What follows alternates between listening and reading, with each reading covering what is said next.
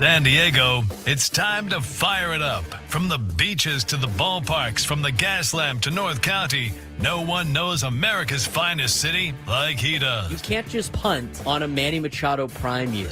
He's a fourth-generation San Diegan, born and raised in the heart of this community.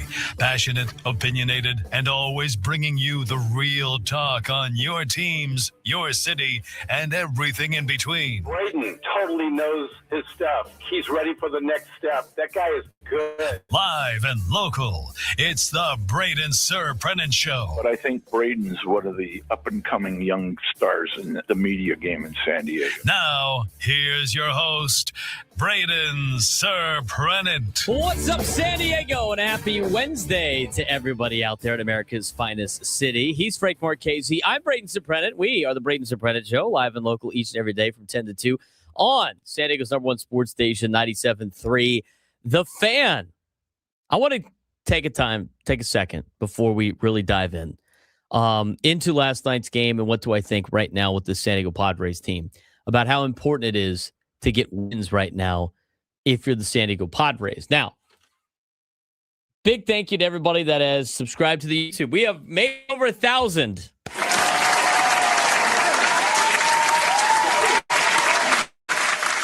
We have made it over 1,000 subscribers. We really appreciate all of you that have subscribed to our show. If you haven't done so already, we're still looking for more, obviously. The more, the merrier.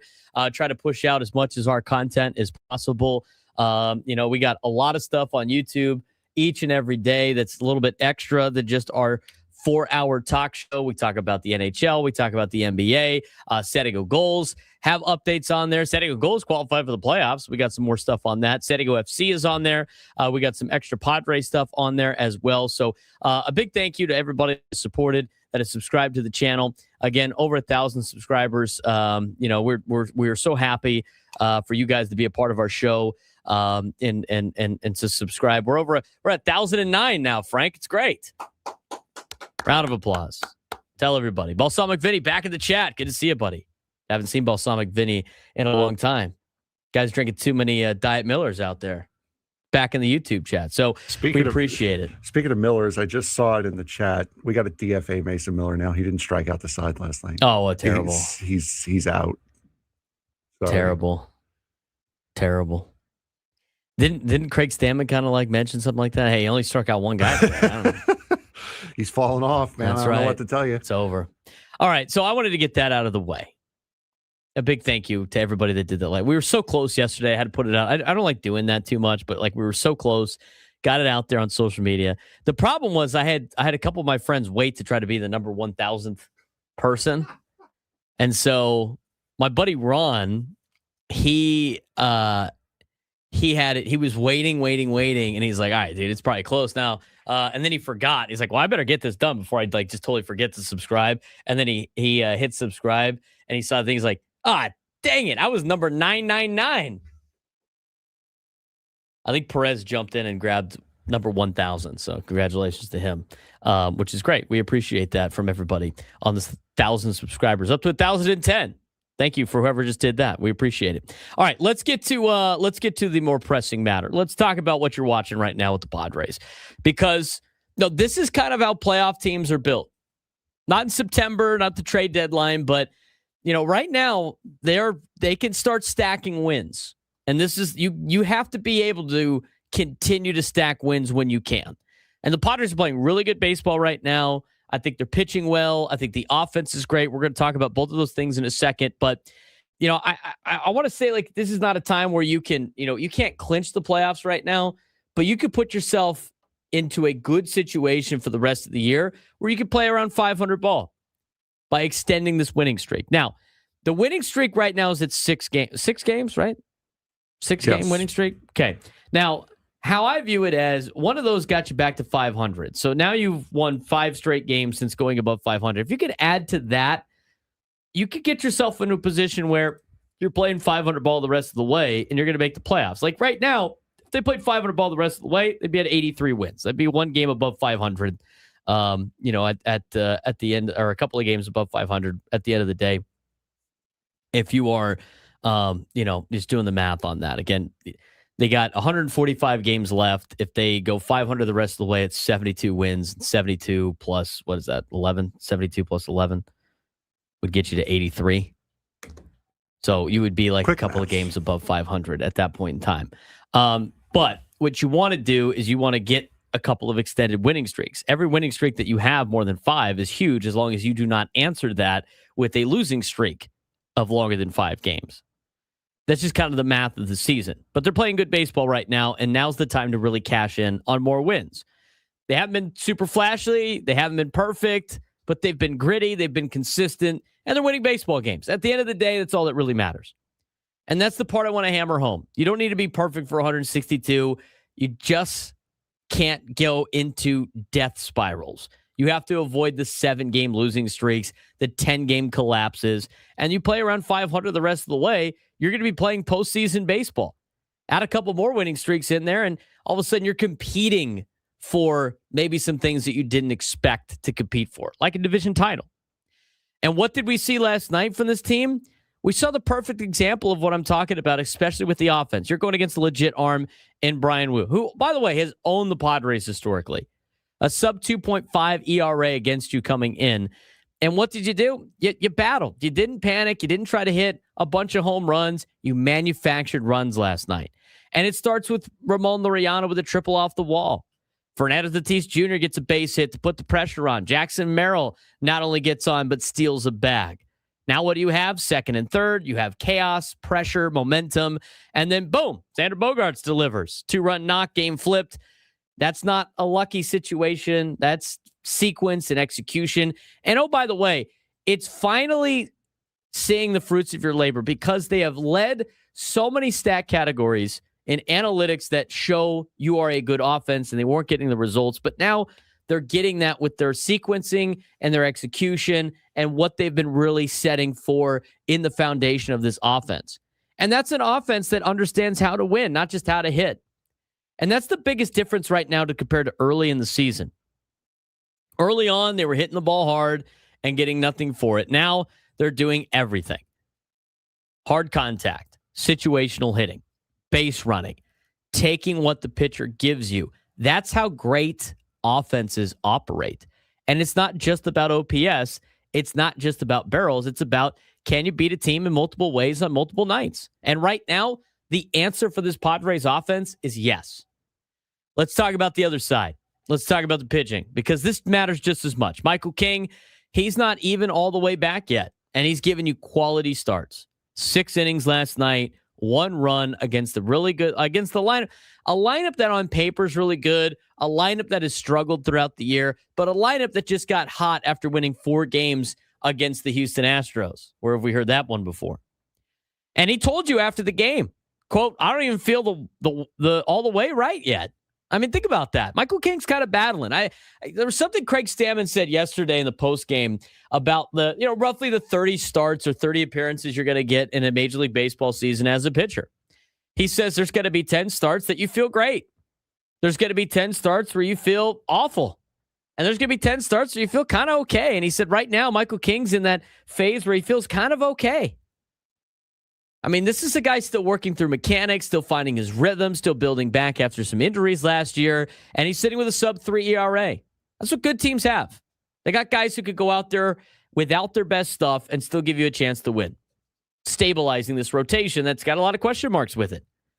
Now, how about the bullpen? Because this is obviously a major weapon for this team. Adrien Moron had a clean inning, a little bit back to what we expect out of Adrien Moron. Jason Adam, in a couple of appearances now since returning from the injured list, got a double play, erased some traffic. And then you brought in the hammer Mason Miller, 29 2/3 scoreless innings. Let me repeat that.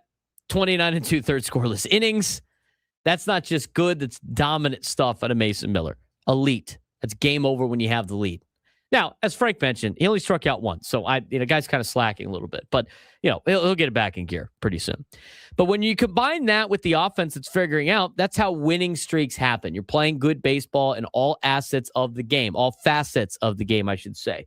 And I want to go back to the bigger picture again and kind of the main focal point of our opening segment, because this is where fans of the Padres need to lock in mentally. The stretch right now, this is the kind of stretch where you can make the playoffs this early in the season. I know it's kind of cliche and you don't want to mention that. And it's like, it's early in the season, all that stuff. But when you have a chance to capitalize on a winning streak and you need a couple of these winning streaks to feel comfortable later in the year, cash in while you have the opportunity. I mean, the Padres could, potentially put it in right now as long as they don't go on a massive losing streak, which obviously changes things. But you're beating teams you should beat. You're winning series. You're grinding out games like last night because later in the year, you're going to hit some adversity. You're going to face injuries. You're going to face slumps. You're going to face tough road trips. You're going to face contenders at some point multiple times later in the season. You're going to face these, super teams that get assembled at the trade deadline. And you're going to face the dog days of summer. And when that happens, you better have a little bit of a cushion. And this is where these wins and these games kind of matter a little bit more than you would think. So the fact that the Padres are racking up wins right now is great. They got to keep doing this. Continue the streak as long as possible and really set yourself up to play. Not to say you want to play 500 ball, but it gives you a little bit more of a cushion throughout the year. Because at the end of the day, as much as a lot of fans, I think, want to win a division title, they're in a position where they got to be in the best spot to try to make the playoffs and be a wild card. And I'll say this too. There was a moment earlier in the year, 1-4, 2-5, where, people were ready to jump ship. Offense doesn't work. Roster construction is flawed. Here we go again. No. This is why you don't do that. Because now what you're seeing confidence, you're seeing execution, you're seeing energy, and most importantly, belief. Belief that this team can go out there and win every single night. And I love what Craig Stammen's doing right now. I know we've talked about this a lot, but he's not managing scared. He's trusting in his guys. He's letting this lineup evolve. He's riding the hot hand, and the players are responding. And as Craig Stammen is learning how to manage at a big league level, you know what? They're winning while he's doing that. This is great experience for Craig Stammen. And so far, you could probably nitpick at a couple of things, but I think overall he's been doing a pretty good job. So here's the bottom line for me. Padres are not just winning games. They're learning how to win games. They're winning low-scoring games. They're winning come-from-behind games. They're winning bullpen games. They're winning situational hitting games. And that's a sign of a team that's growing up over the course of a season. And if they keep doing this, if they keep stacking wins now, if they avoid these long losing streaks, if they just play solid, consistent baseball the rest of the way, you're not just talking about a playoff team. You're talking about a dangerous team. 6 in a row, momentum building, identity forming, and the Padres are starting to look like a team that understands exactly what it takes to win in October. This is a team that's building some confidence now as well. And I think that's another big portion of this 6-game winning streak. They put in an offense that they wanted to run. They put in a philosophy that they wanted to do. They were running it early in the season. They weren't getting the results despite getting the swings that they were looking for, the hard contact and all that stuff. They're starting to get the results now, and they're getting confidence into this offense. I mean, overall, they continue to play good baseball. They have to continue to do that, obviously, throughout a lengthy part of the year. It's still early in the season. A lot can happen, but you can rack up some wins right now where you're playing hot baseball and continue that to give yourself a cushion for the rest of the season. I like the way they played yesterday, Frank. This offense is finding different ways to win. That is what sets up a good offense in Major League Baseball. And one thing you got yesterday, you got big performances out of your star players. Xander Bogaerts goes 3 for 4 with 3 RBIs. Jackson Merrill hit a double, scored 2 runs, going 3 for 4 also. So you got those big offensive performances from the guys that you want and expect those big performances out of. And you're getting guys contributing that a lot of people didn't have a lot of faith in. Yeah. How about Luis Campusano? I mean, we're going to talk more about this later on in the show, but I mean, you start looking, the averages are starting to spike a little bit. They're starting to spike a little bit. We're starting to see a little bit better production out of these guys, which is great to see. You're seeing they're finally getting, seeing the fruits of their labor. I mean, I've talked to enough baseball people now, and the reality is, like, when you have an offense that can manufacture runs and win with small ball and win with home runs and win with all different clutch hitting and wins with runners in scoring position and win with, slug. I mean, those are the teams that do a lot of damage, the ones that can cut you multiple ways. We've seen that from a lot of the best teams in Major League Baseball the last couple of years, and the ones that usually win are the ones that are not one-dimensional on offense. So I like the way the offense is playing right now.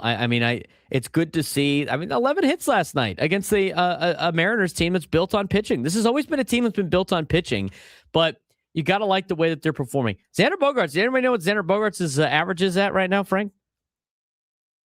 I'm assuming like 270. 270. Oh, there you go. 270. That was a pure guess, too. Your worst hitter in the lineup right now is Manny Machado and Jake Cronenworth. Manny's hitting 196. He's always starts off slow before people start calling in and saying he needs to play better. He always starts off slow. Laureano's back with 283, 915 OPS. Fernando was looking bleak there for a while, but he's in 242 now, 619 OPS. Obviously, you want to see probably a little bit higher OPS numbers. Jackson Merrill hitting 250. Which is good to see after his struggling start to the season. Gavin Sheets has come back down to earth. Ty France has been on a little bit of a tear. He's at 278 now. Not a lot, the high sample size, 850 OPS. And Luis Campusano, for a lot of people that wanted to cast, he's got to perform. I get it. He feels a lot more comfortable now. And I think he's getting some confidence on this team. I think it's because he straight doesn't care anymore, as he said yesterday. That was super weird, too. I watched that, and, the beginning, I was like, ooh, I don't really like that. And then at the end, I'm like, oh okay. Yeah, all right. All right. Because the way he started was kind of like, oh, okay. And then they're like, oh, okay. Yeah, all right. I'm bought in now. I'm back. I was very up and down. The first half, not going to lie. No, I literally said that when I sent it to some friends. I was like, excuse me? And then I was like, okay. Whatever works for you, big dog. Guy's hitting 333 with a 1031 OPS. Are we going to start getting phone calls? He needs to catch more. He needs to be in the lineup more. Come on, man, Freddie. Freddie's got to step it up a little bit. It's too bad we DFA'd him. We DFA'd Bogaerts 2 years ago and last year. We DFA'd him every year. Yep, unbelievable. Padres are playing good though. Unfortunate, we can't take credit for that stuff. God. What did we say in spring training about Luis Campusano? He's going to get his time. Let him work. They are giving him every opportunity to succeed. And if he can't do it then you got to make a decision. But you know what? He looks like he's comfortable right now. And I think with everything that they have given him for success, Campusano, this could be like the year that they've been waiting for Campusano to perform. So we're off and running. We're going to recap a little bit more the ins and outs of last night's game. We got a lot more to talk about when it comes to the Padres. And that won 6 straight games. Want to hear from you today. 833-288-0973. 833-288-0973. Padres 11-6, second best record in baseball. Playing some pretty good baseball as well. We'll continue the conversation as we just get started here on the Braden Surprenant Show on a Wednesday. San Diego #1 Sports Station, 97.3 The Fan. San Diego State just pulled off a no-hitter, and somehow that's not even the craziest part of their week. The Aztecs used 5 pitchers to shut out UC Riverside 1-0, absolute dominance on the mound. But then reality hit. San Diego State baseball got swept by New Mexico, giving up big inning after big inning. The talent is there, but the consistency, well, that's still missing. Meanwhile, softball is living the same story. They've got serious firepower. Kalia Pollard, Quinn Waikiki, and Olivia Gigante. But close losses and pitching struggles are costing them games. So here's the bottom line. San Diego State has the talent to compete across the board, but if they want to win championships, they've got to finish games. And right now, it's not about potential anymore. It's about execution. San Diego State delivered one of its most impressive performances of the season with a combined no-hitter and a 1-0 win over UC Riverside. 5 pitchers, Jake Fraun, Carson Johnson, Isaac Riza, Bryce McKnight, Aiden Russell combined for no hits allowed, 11 strikeouts, and the lone run came on Dawson Santana's RBI single, highlighting a pitching-led victory on a Tuesday night. But Frank, things did not look good for the Aztecs over the weekend. Yeah, no, the Mountain West roller coaster against New Mexico really came on through. They entered the series against New Mexico hot, but game 1, they lost 5-3 on a walk-off on an Anthony Diaz home run in the 9th inning. Game 2, they lost 11-3 as the Lobos dominated with 16 hits. And then in game 3, they lost 12-8, a back and forth game decided by a big 7th inning by New Mexico. Their key issues, big struggling allowing the big inning and defensive miscues and pitching lapses in key moments. Those are the real reasons why the Aztecs did not favor New Mexico at all. They had some bright spots. Tice Peterson, team leading in home runs, clutch hitting. Max Farrell, consistent production, multiple hit games. Overall baseball takeaway this week for the Aztecs: elite pitching potential with the no-hitter, resilient offense, but inconsistencies. That's been a recurring thing for most of our T1 schools here in town when it comes to baseball and softball. It's the inconsistencies, especially against top Mountain West competition, that's going to cost them a chance to stay atop the standings and really cost them a chance for an NCAA tournament bid. But what's going on in softball? Yeah, softball, they played against Utah State. They had lost the series 2-1. Lost the first game of the series 4-3. A late collapse, unfortunately, took them out of that one. A 9-1 win in game 2. They had run rule dominance again. It's very familiar to what we heard last week. And then lost 5-4 as a late comeback fell short. Again, something we heard very similar last week. Quinn Waikiki, a multi-home run game. Kiala Pollard continuing to stand out while hitting. And Kiana Pua, a strong pitching win. And then against Nevada, got swept in a doubleheader, unfortunately. 7-4 loss and a 13-2 loss on a run rule with late inning pitching being the big issue. Yeah, they had late inning pitching struggles, inability to contain big offensive innings against San Jose State. They had split results as well. They won 6-1, big seventh inning rally. They lost 8-0. Run rule after resumed game. The highlight of that game was Olivier Gigante, multi-homer game and clutch hitting. Overall softball takeaway: offense flashes explosive potential, especially from Pollard, Waikiki, Gigante, and Macario, but inconsistency again in pitching and defense has led to dropped series. Big picture takeaway from this week: I mean, the baseball team's got a very high ceiling, obviously, but they need to be more consistent in conference play. And for softball, they got a very talented lineup, but it's their pitching depth and late game execution that are concerns. Almost like a tale of two teams with baseball and softball over there on the Mesa. So, which of these Aztecs teams do we think is the closest to turning its season into a true conference title run? Baseball or softball? For me, it's got to be baseball, because in these particular sports that are similar, pitching is what always gets you through. And San Diego State has shown that their starting pitching can help them in a lot of big ways. Yeah, not even in the no-hitter as well, able to get through games. Games have been close. The bats have been able to work for the most part in the baseball side. So yeah, I would say baseball is probably the more likely if there was going to be a turnaround out of the two.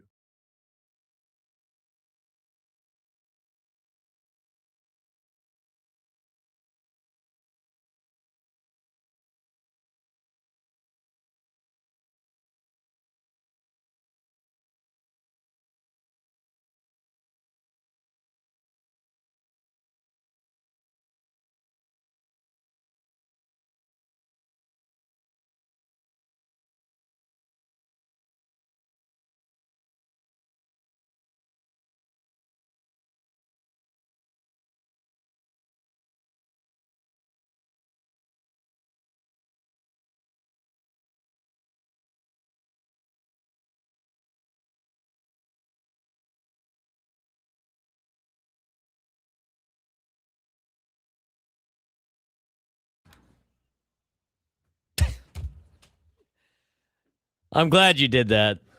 We're back at the Braden Surprenant Show, live and local each every day from 10 to 2 on San Diego's Urban Sports Station 97.3 The Fan. So we have, I don't know who these people are. They've been filming some type of deal outside our studio for the last segment and a half.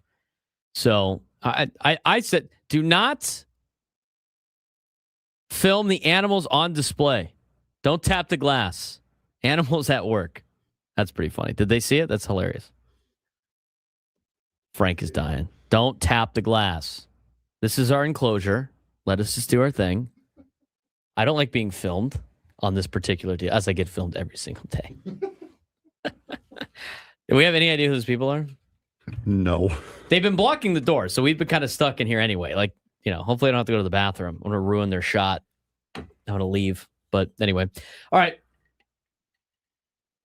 He's Frank Marchese. I'm Braden Surprenant. This is the Braden Surprenant Show, live and local each every day from 10 to 2 on San Diego's number one sports station, 97.3 The Fan. What are you laughing at?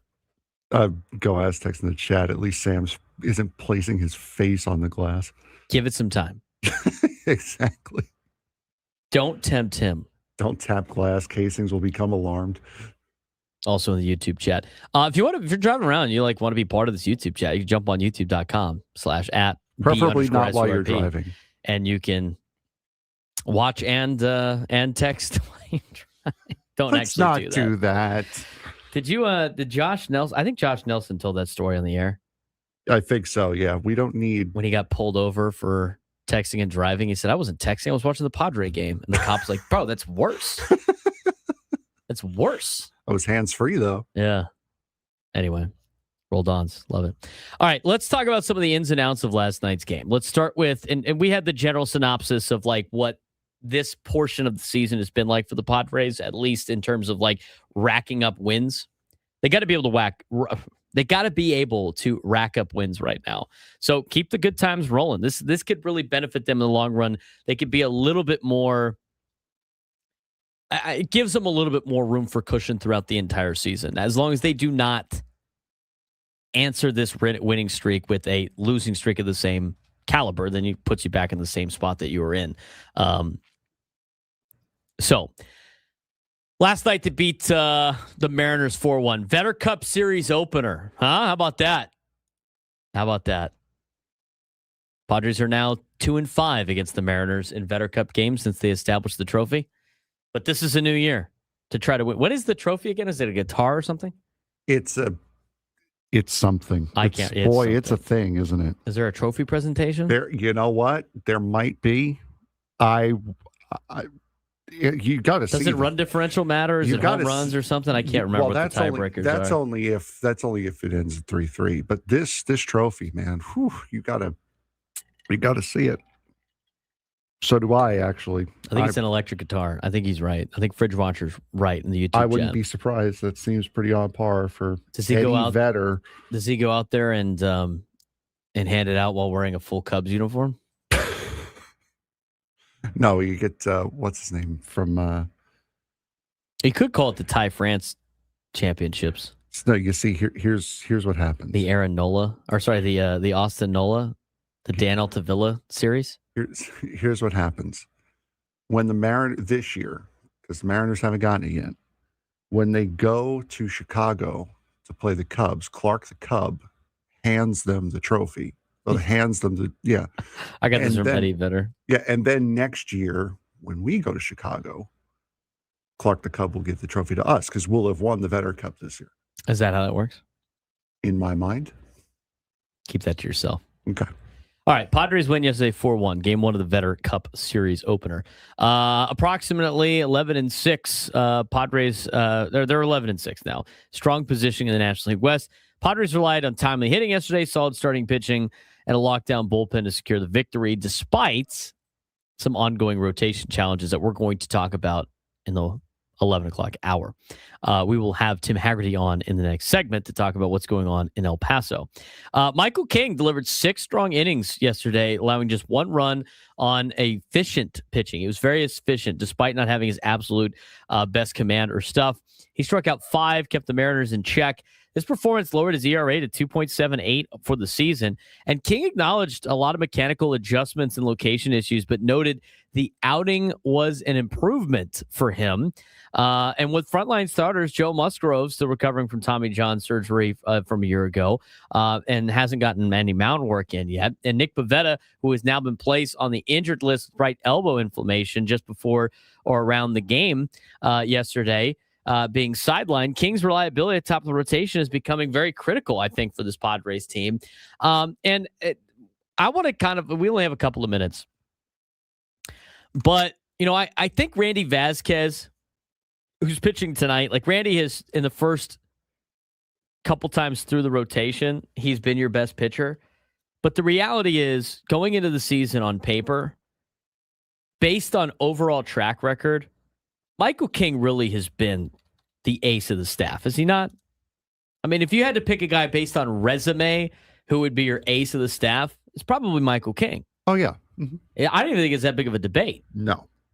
And so Michael King now is starting to pitch back to his ace kind of level. In fact, he's, kind of jumped up right now on the in terms of his overall numbers. I mean, he's 2-1 with a 2.78 ERA. His WAR is up to a 0.7. 4 starts, 22 2/3 innings pitched. He has gotten 20 punch outs to just 10 walks, and his ERA plus right now is 1.49. If you get Randy Vasquez to continue to pitch like how he's pitching, which is incredible. Do you know what Randy Vasquez's ERA plus is? No. 4.09. ERA plus an average player is 100. His is 4.09. That's going to come back down eventually. Oh yeah, for sure. That's going to. I mean, it might come back down today. Who knows? But with those two, if Randy Vasquez can pitch like a 2 or a 3, relatively a 3 the rest of the way, the rotation is starting to solidify itself a little bit more, and you have some reinforcements coming up the way. But I think Michael King is back to being the Padres' true ace of the staff, with Nick Pivetta being down. And the question is, can he carry this injured rotation all season? So far, what I've seen out of Michael King, I think you're really getting some vintage Michael King. I mean, the fact that he's got the numbers that he already has, and he doesn't even feel like he's pitching very good yet, and he still need to work on things, I think that puts the Padres in a really good position. And you now have your number 1 in the rotation. It's Michael King. And Randy Vasquez has pitched like a number 2. He's solidifying as a number 2 in the rotation. And now you're trying to refill out 3, 4, and 5, which could be a little bit concerning, I think, to a lot of Padres fans with what you have. But, Griffin Canning jumping in potentially in the future will be interesting. And then the other thing, too, is we're going to talk about this at 11, but Matt Waldron's back. He had a locker. It sounds like he's going to start either Friday or Saturday. If he pitches anything like he did in El Paso, we're going to ask Tim Hagerty about him when we come back. But he looked really good in El Paso, and there might be there might be this extra juice that he has with his velo going up and how he worked on a lot of other pitches besides his knuckleball that could really help out, I think, this rotation potentially. But the competition's going to really, it's going to figure itself out, as we've talked about. But I think Michael King can carry this injured rotation the rest of the year. I have seen a lot out of Michael King to help with that, Frank. No, and King has pitched very, very well considering he didn't get too many starts in spring. He's still kind of like building up. Yeah, he's been a little wild. He's not found the strike zone as much as you would like. Yesterday, 85 pitches, 49 of them were strikes. So you'd like that ratio to be a little bit more strike throwing. But other than that, yeah, the fact that he's 2-1 on the season speaks a lot to how he's pitched and how he's been able to grind through outings and still get you six innings, even without his best stuff.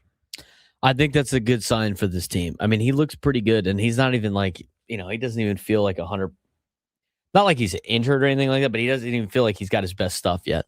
So one of the takeaways from last night, we're going to talk about some other things too with Xander Bogaerts, with Adrien Moron, Padres winning streak, and what happens now with Nick Pivetta on the injured list, and Joe Musgrove still months away. We'll get updates on that in the 11 o'clock hour. But joining me next, play-by-play voice. So the El Paso Chihuahuas, Tim Hagerty, will join us to give us an update on what's going on down in AAA El Paso. Got some guys raking down there, some good arms, and some updates maybe on some rehab assignments. We'll get to that when we come back on the Braden Surprenant Show, San Diego Urban Sports Station 97 through the Fan.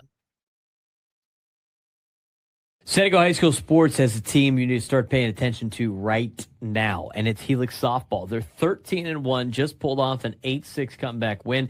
And here's the crazy part. They scored 7 runs with 2 outs.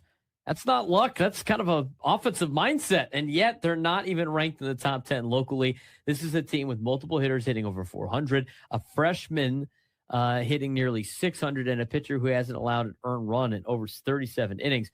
Oh, and they're stuck in Division III, which is clearly, which they clearly don't agree with. So now that you've got a loaded team with something to prove, and in high school sports, that's a dangerous combination. Don't be surprised if Helix doesn't just win a championship, but makes a statement doing it.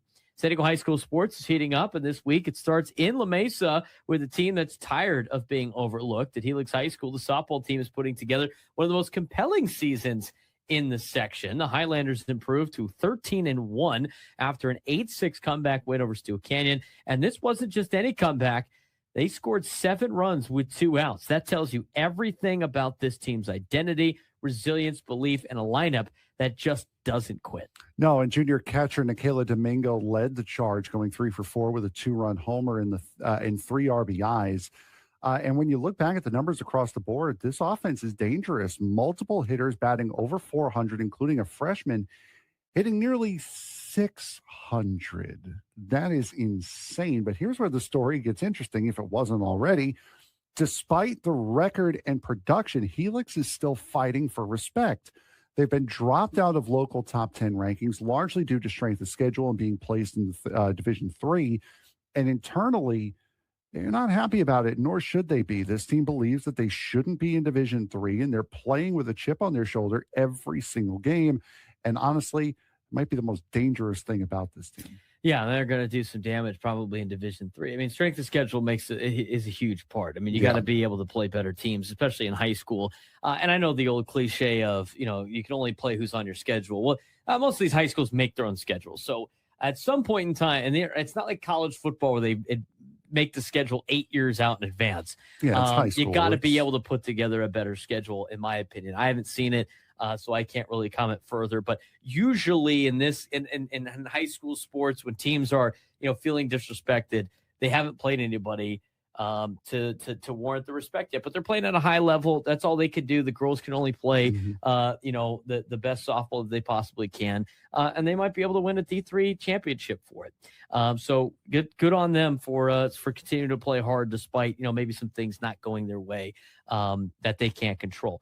Elsewhere, big-time events are on the horizon. The John Baumgarten Classic is coming to Petco Park later this month, giving local high school players a chance to compete on a major league field. Matchups include Helix and El Cap, and multiple showcase games across April 24th to 25th. It's one of the best traditions in San Diego high school sports, and a stage where stars are made. I was able to play at Qualcomm Stadium in high school. Football is always a great time. I know a lot of kids love their experience playing at Petco Park when they have an opportunity. Love when the Padres do this. Love when the high school kids are allowed to play at the big league fields. Yeah, it was great too. I remember last year after a Sunday game, they had basically the high school home run derby, and they had the all-star game. And after the Padre game, and that was really, really cool to see those kids getting so amped up, not just to get to play in an all-star game against the best teams and against the best players in San Diego, but also to get that opportunity to play on a big league field, because you never know. It might be the first time they get to do it out of many, or it could be the first and only time they get to do it. On the field, Acosta Canyon High School girls lacrosse is showing what depth really looks like in a dominant win over Marin Catholic. 10 different players scored goals, a rare feat at any level. Adding goalkeeper Cambria Williams, 13 saves, and this is a team that's not just talented, but it is complete. On the track, history was made, Frank. Yeah, absolutely. At the Arcadia Invitational, Josiah Brown from Sage Creek. Bowman, from Sage Creek broke the San Diego section record in the 800-meter, running a blazing 1 minute 49.54 seconds. It's a barrier athletes chase for years, and he didn't just break it. He owned the moment. So congratulations to Josiah Bowman out at Sage Creek High School. Getting closer to playoff time for a lot of sports. Some teams are right there, I think, almost in the playoffs at this point in time. So what's the big takeaway this week? San Diego High School sports isn't just about winning. It's about programs trying to prove something. Helix softball wants the respect. LCC lacrosse is showing dominance through depth, and athletes like Bowman are rewriting history. This is the time of year where narratives start to form, and right now, some teams are making it very clear they're not waiting their turn anymore. Helix softball being overlooked, and that could actually help them win a championship. Helix not being ranked, being placed Division III, and questioning their schedule, it's all adding fuel for them. And sometimes the most dangerous teams aren't the ones at the top of the rankings, but the ones trying to prove the rankings wrong. If Helix keeps hitting the way that they are and gets consistent pitching like they've had from Leia Moya, this could be a team that doesn't just win a title, but they might dominate their division doing it. And that's the standard now. If you want to show that you belong in a higher division, you go win the division that you're put in. And so we'll see what Helix softball is up to, but they are playing great softball over there in La Mesa.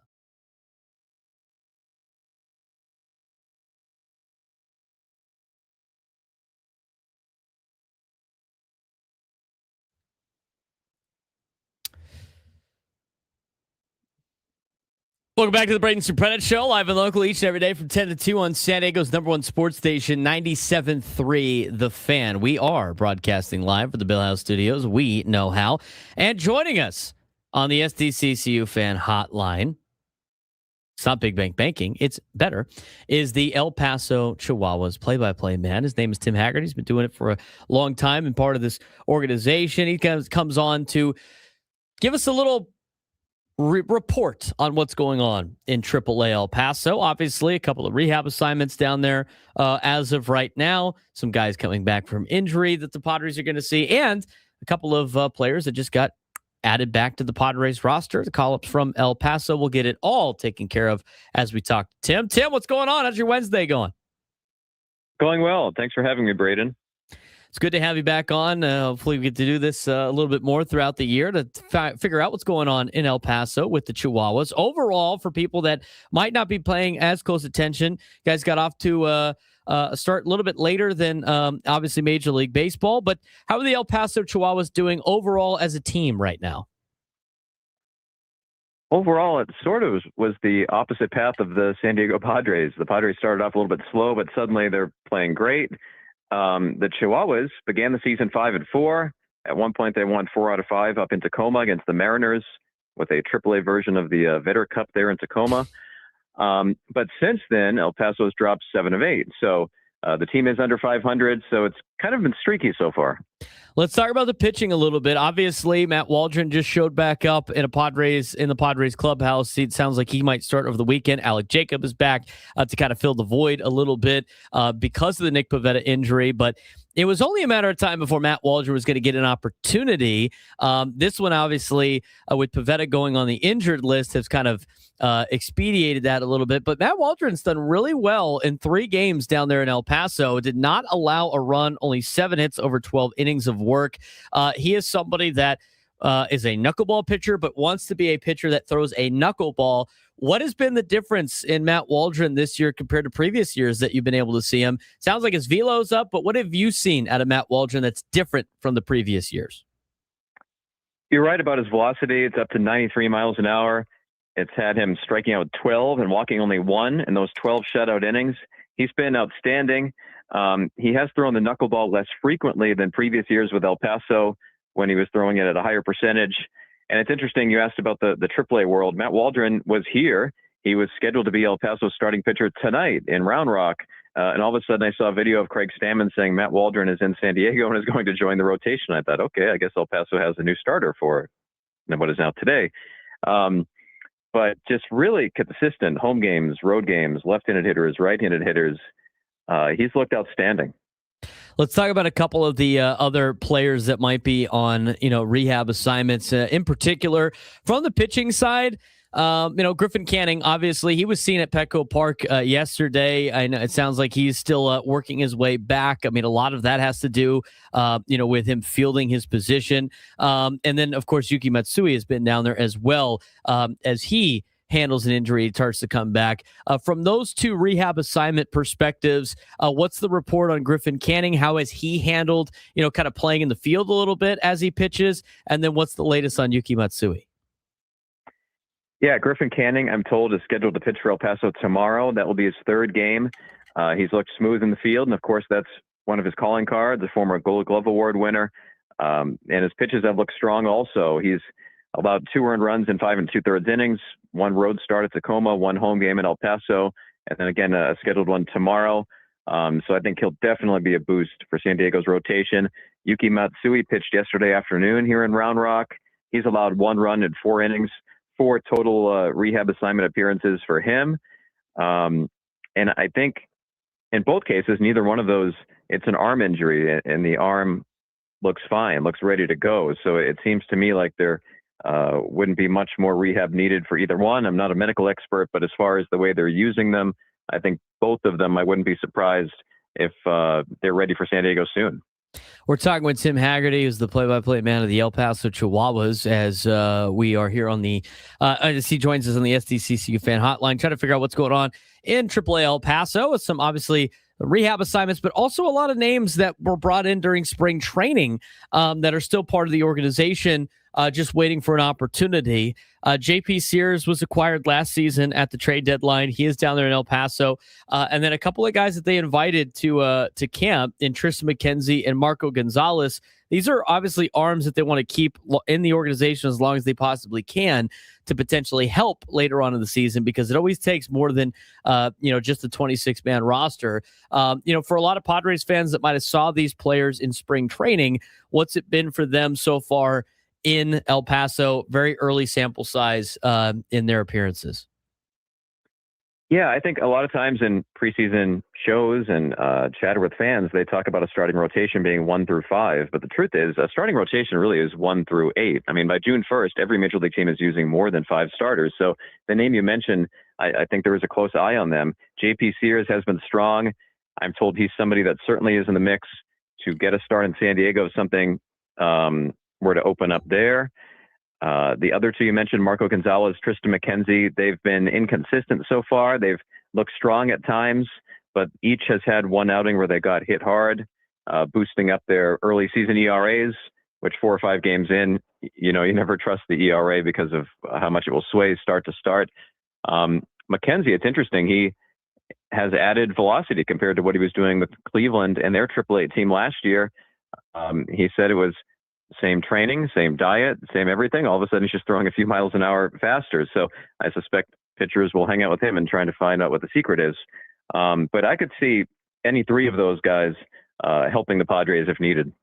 Before we talk about the offense down there in El Paso, I do want to ask you, just as somebody that's been in this league for a long time with the PCL, it's hard for a lot of fans, I think, to have, that don't necessarily know how crazy it is at a lot of high altitude places in the PCL where numbers are definitely inflated, on the offensive side, and they're also inflated in a negative way on the pitching side. How much do you like? What would be like good numbers in the PCL for a pitcher, and what are like really good numbers in the PCL for an offensive player? Like, how do you evaluate, when you look at some stats of these guys in some environments that are a lot different than what they're going to see at the major league level with the high altitudes that they have in the PCL? It is a factor. When you look at the league leaders at the end of the year, typically the home run leaders are in a place like Las Vegas or Albuquerque. Typically the pitching leaders are in a place like Tacoma or Sugar Land outside Houston. El Paso is middle of the pack when you look at total home runs hit, both home and road. At times, El Paso's been in the bottom 5 out of the PCL as far as total home runs that fly out of the fence, over the fence in El Paso the past few years. But El Paso is 3,800 feet in the air. While not as drastic as Colorado or Albuquerque, El Paso is elevated. So what I've been told is interesting is that the Padres will tell pitchers, do not worry about your ERA. The biggest thing we look at is strikeouts versus walks. In fact, I was told in an interview that a couple of years ago, a Padres special assistant gave a full presentation to the pitchers who were going to the Pacific Coast League on pitching and elevation, what's important and what's not. And that special assistant was Craig Stammen. So I wasn't surprised to see him get the managing job, because I got the feeling he really was involved with a lot of different things. So undoubtedly it's a factor. As far as, do you add and subtract 1 run from the ERA? I'm not sure there's an exact qualification there. But certainly it's something that you're aware of when you see certain totals. Let's talk about the offense for a second. Obviously, a player that had been brought in to be on the major league team that suffered an injury during spring training, Seung-Moon Song. He is on a rehab assignment as well down there in El Paso at 264 on the season. What's been some of the skills of Seung-Moon Song that Padres fans should be excited about? It's interesting how they're treating the rehab assignment. I think they're really trying to replicate what he'll do in the major leagues. He's playing second, shortstop, and third for the Chihuahuas. And typically on a rehab assignment, a batter will play 6 innings, maybe get 3 at-bats, and then leave the game. Twice, though, Song has actually entered late in the game, either as a pinch runner or a defensive replacement, which I had never seen before out of a position player rehab assignment.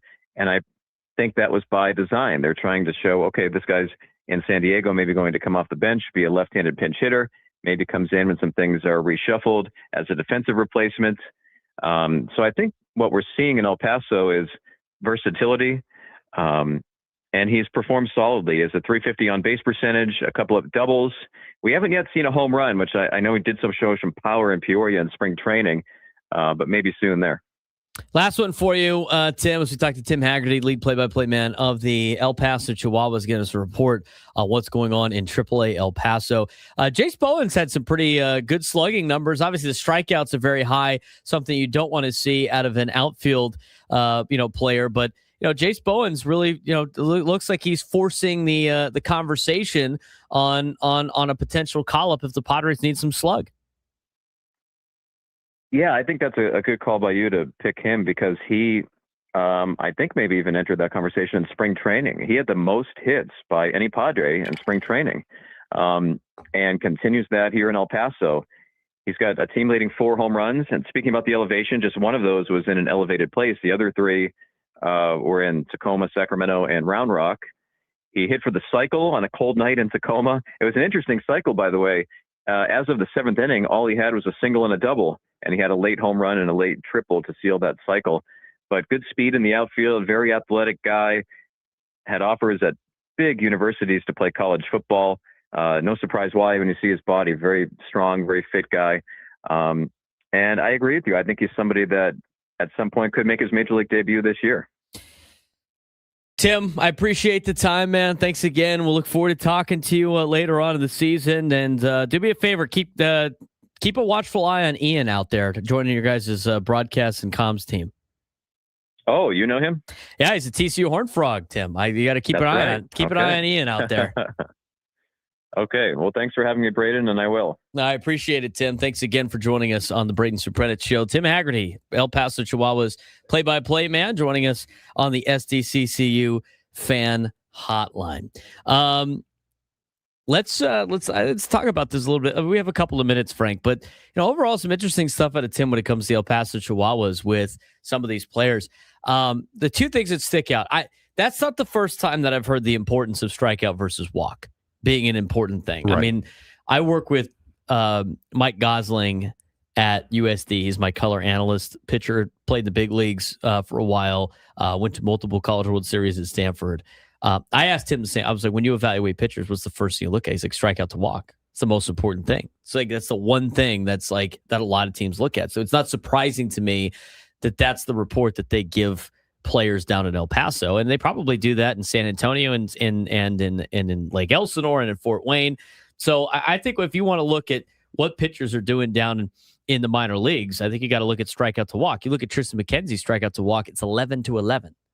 Obviously, he's got to get those numbers down if he wants to get a call-up. JP Sears, 11 strikeouts to 6 walks, not bad. Matt Waldron, 12 strikeouts to 1 walk. You wonder why he's coming up very quickly, to help the Padres out. The other one, too, is the how they're using Sung Moon Song down there in El Paso. Why? You know what? I think it's intelligent by the Padres. Sung Moon Song is not going to be an everyday starter with this team. He's going to be a guy coming off the bench at this point in time. Might as well get him reps doing what he's going to do at the major league level, more so than just being an everyday player to win games for El Paso. No, absolutely. It's the smartest way because it gets his body used to what he's going to be doing. It's not a situation where he's going to be starting every day and then has to shut down effectively to come up to the major leagues. He's doing in the minor leagues what he's going to be doing in the major leagues. So he gets his body prepped. He gets his mentality prepped for what he's going to be doing up at the next level. It's a genius move by the Padres to do that. I love that out of the Padres but because the thing is that what's the point of the minor leagues? The point of the minor leagues is to get a couple of guys reps every single day. You fill it with a bunch of other players that keep the game moving for those players, and you want them to start doing the roles that they're going to have at the big league level, what they project to do at the big league level. That's the whole point of the minor leagues is, giving them some extra work. So when a guy does go get hurt or you want to make a move, he comes up and knows how to do those things. I think it could be very difficult for a guy that's an everyday starter in the minor leagues to then just be up. Now you're going to be a bench piece. Yeah. If you have no experience doing it. Talk to Tony Gwynn Jr. about that, like how hard it is to come off the bench and get it and have a pinch hit opportunity. That's a tough role for a lot of different players. I mean, especially if they're not used to it, something they have to get used to. But the fact that he's playing all over the infield, I think is great. Shows the versatility of this team. Yeah, absolutely. Love seeing them.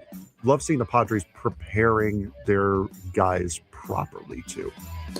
We're going to talk a little bit more about the offense later on in the 11 o'clock hour, but we got a lot of information yesterday pregame about Nick Pivetta and about the Padres roster moves. We'll hear from Craig Stammen when we come back.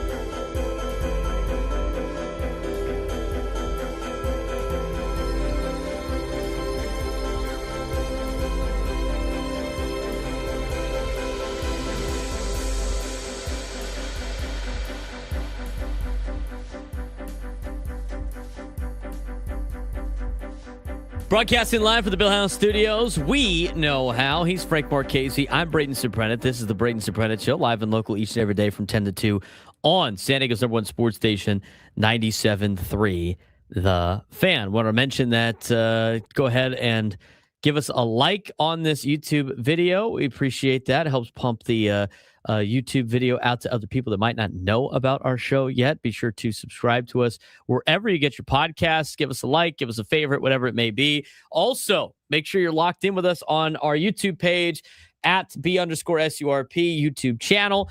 That's where you can catch full show replays anytime, plus exclusive extra content you won't hear on the air.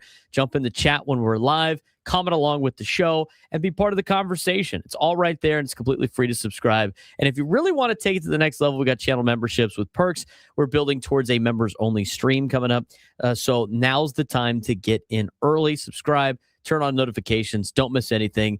YouTube.com/@B_SURP. Very simple and easy to do.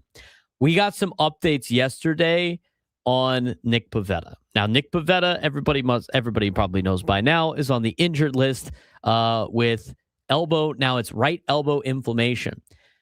He got scratched or whatever. Like, he left the game with elbow stiffness, which is different than elbow tightness, I guess. The other day. I just want to make sure we're using the correct terminology when it comes to these things. So he got added to the injured list. They added Alec Jacob. It sounds like Matt Waldron's going to make Pavetta's start sometime over the weekend. Waldron said Friday. Craig Stammen said Friday or Saturday. So we'll wait and see on that particular Saturday would be Pavetta's turn because you've got Marquez going tonight, Buehler tomorrow. That would leave Marquez for Friday, and then Pavetta's turn would be Saturday, unless they're wanting to bump Marquez back a day. Isn't Vasquez going tonight? That's what I said. You said Marquez. Oh, going tonight. Sorry. Yeah, Vasquez tonight, Buehler, Marquez, which would leave Pavetta's spot for Saturday. Right. Matt Waldron said Friday, and Craig Stammen said Friday or Saturday. So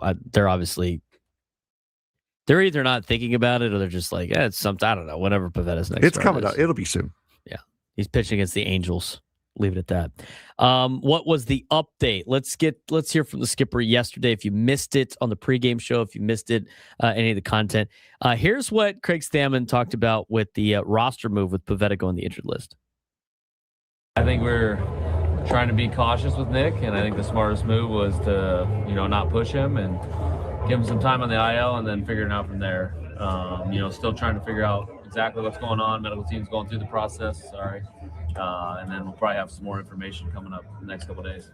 Has he received imaging yet? Yeah, he's got an MRI. Still going over it with the doctors and deciding what the next course of action is. Okay, so corresponding move, Alec Jacob. What do you expect his role to be when he's here? Yeah, he's going to be in the bullpen. He can kind of do about anything down there. So excited to have him back. He's got a lot of major league experience and fits into what our bullpen does. They pitch all the time, and they do a very good job. We see Matt Waldron too in the clubhouse. What's the plan for him? Yeah, so Matt's eventually going to take Nick's spot in the rotation here going forward. We haven't decided exactly what day he's going to pitch, but he'll be that fifth starter for us. And then Jeremiah Estrada, could you provide an update on where he's at? Yeah, Jeremiah's doing good. He's progressing. I think we did the right thing, being cautious with him also, and just trying to nip it in the bud right now so that we don't have to worry about this being a lingering issue throughout the season. So he's on his progression, and I think he started playing catch already. So we're in a good spot with Jeremiah, and hopefully things keep progressing the way they are, and then we'll get him out on rehab, and then hopefully get him back. When did he play catch? I think he's throwing plyo balls. He might be playing catch today. I don't know exactly. It's kind of, day to day. Each day's different, but Light catch?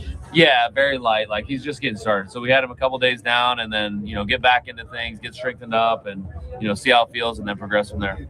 What Waldron did in 24, what kind of comfort is that? That you can step in and by, some good starts for a long stretch. Yeah, exactly. Like, he's a viable major league starter. He proved that. He carried our team in 24.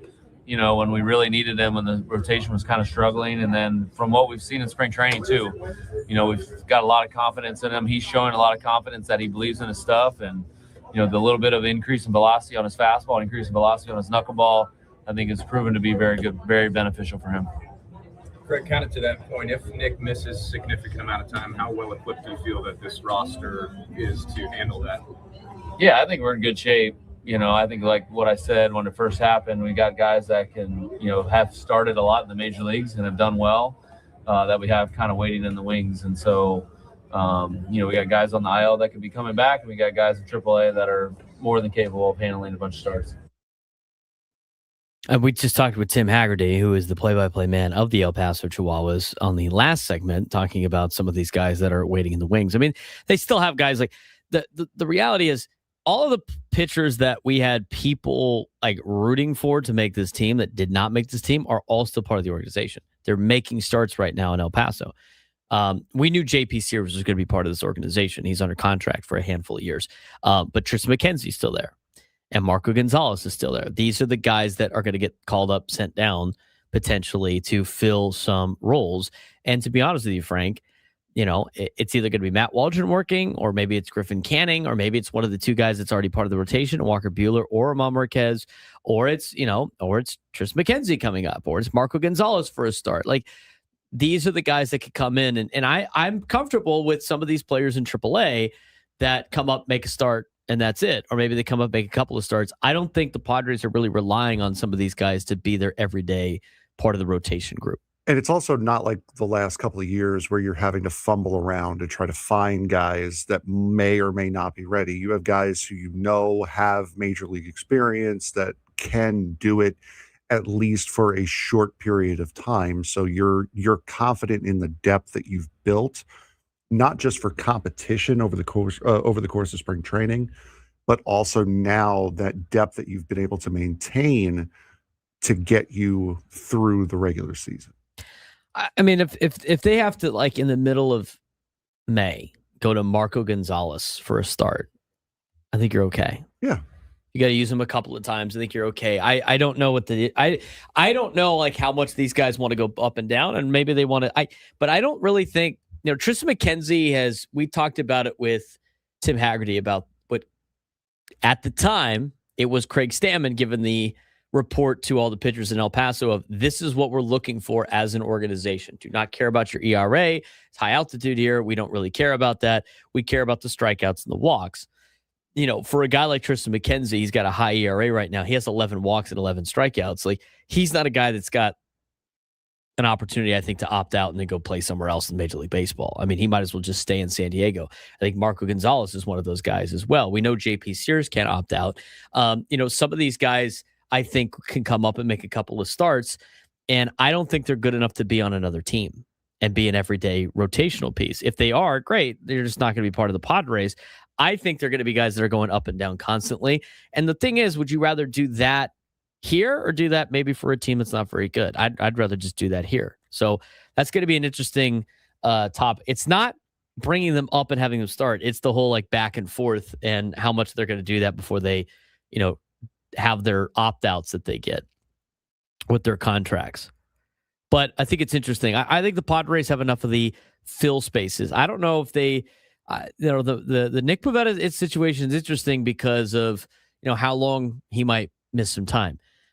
If they still think he can pitch at some point this season, then it works out. But if they don't, then maybe you do have to sign a guy like Lucas Giolito. Do the Padres think that Nick Pivetta can make another start this season? Here's what Craig Stammen had to say.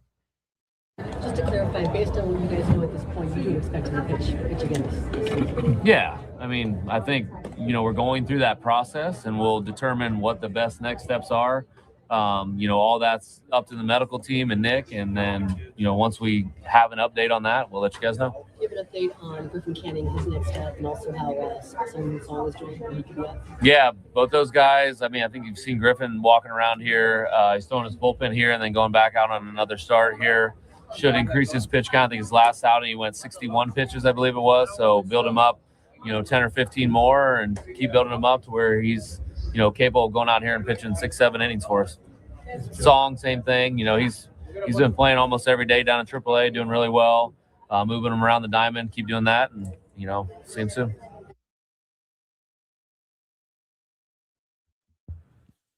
I think it's going to be like we'll get more information from them later.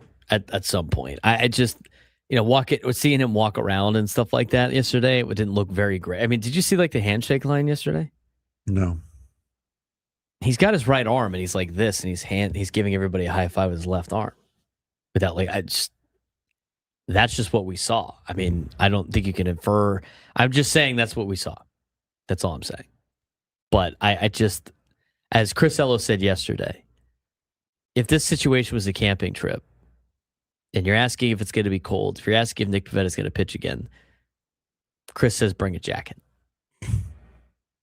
I kind of agree with that. Like, it's, we'll see. If he could pitch later in the season, that'd be great. Especially if he sits like the 138 games in a row on the injured list, and then all of a sudden it's a player option for next year, and he could go out there and pitch. That might be best case scenario for the Padres, but we'll just see what happens with Nick Pivetta's arm, and if he can come back and pitch again. I think it might be a little telling if they decide to sign Lucas Giolito, which was the big news report that came out yesterday. We're gonna hear from Matt Waldron in a second, but here we got this. We got this tweet today. Just came down 36 seconds ago, asking us, Frank, Padres have depth? ? LOL. Questions should be asked. Why are guys like Marco Gonzalez and Tris McKenzie the guys being asked to help? Where are the prospects that Preller is supposed to be a king at accumulating? I just feel like people think that teams just have like these prospects that come up that immediately become like Cy Young Award winners. You want them to pitch Cruz Schoolcraft? Right.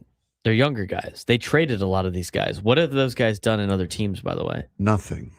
Yeah. They're risks. I would rather take my chances with guys that have been there at the major league level than guys you have no idea, but it's like a bunch of writers say he's going to be good. And as I mentioned before, I'm going to continue to mention this. Frank, I want you to tell me the first time you see a report from somebody that covers the minor leagues that tells me a prospect sucks. Yeah.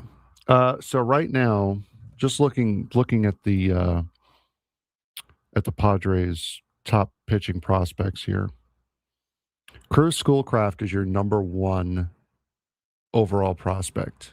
He just got drafted last year. He's in low A. You want him to start in the major leagues? That's not his question. He's being sarcastic, saying like, I thought he has all these talent. Where's all this talent that he says he has? They traded it for other players. You like Mason Miller?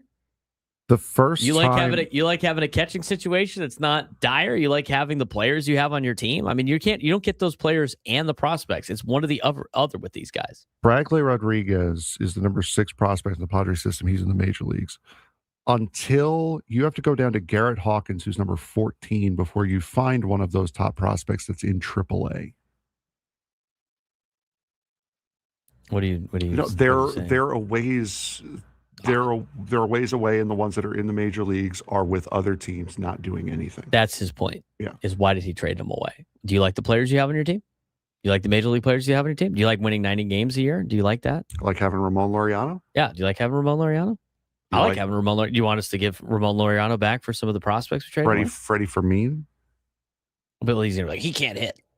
Man, it's not gonna be a perfect world, okay? Like, you're gonna have to take chances on some of these guys, okay? Like, and here's the other thing too.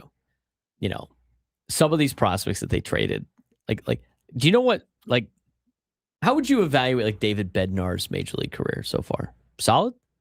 It's been up and down, nothing. He's an all-star, right? Yeah, you've had 1, maybe 2 good years, and other than that, he was the Padres, the highest he was ever ranked in the prospects. He was the Padres' 30th best prospect, and they traded him for Joe Musgrove. I mean, they have these prospects. They trade them away for guarantees.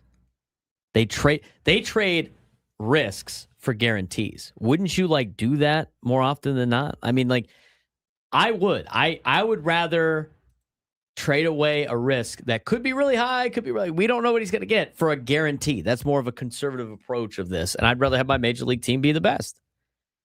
You're not going to get, like, I have to explain this all the time to people with budgets. Okay? The Padres have, I'll even keep it simple.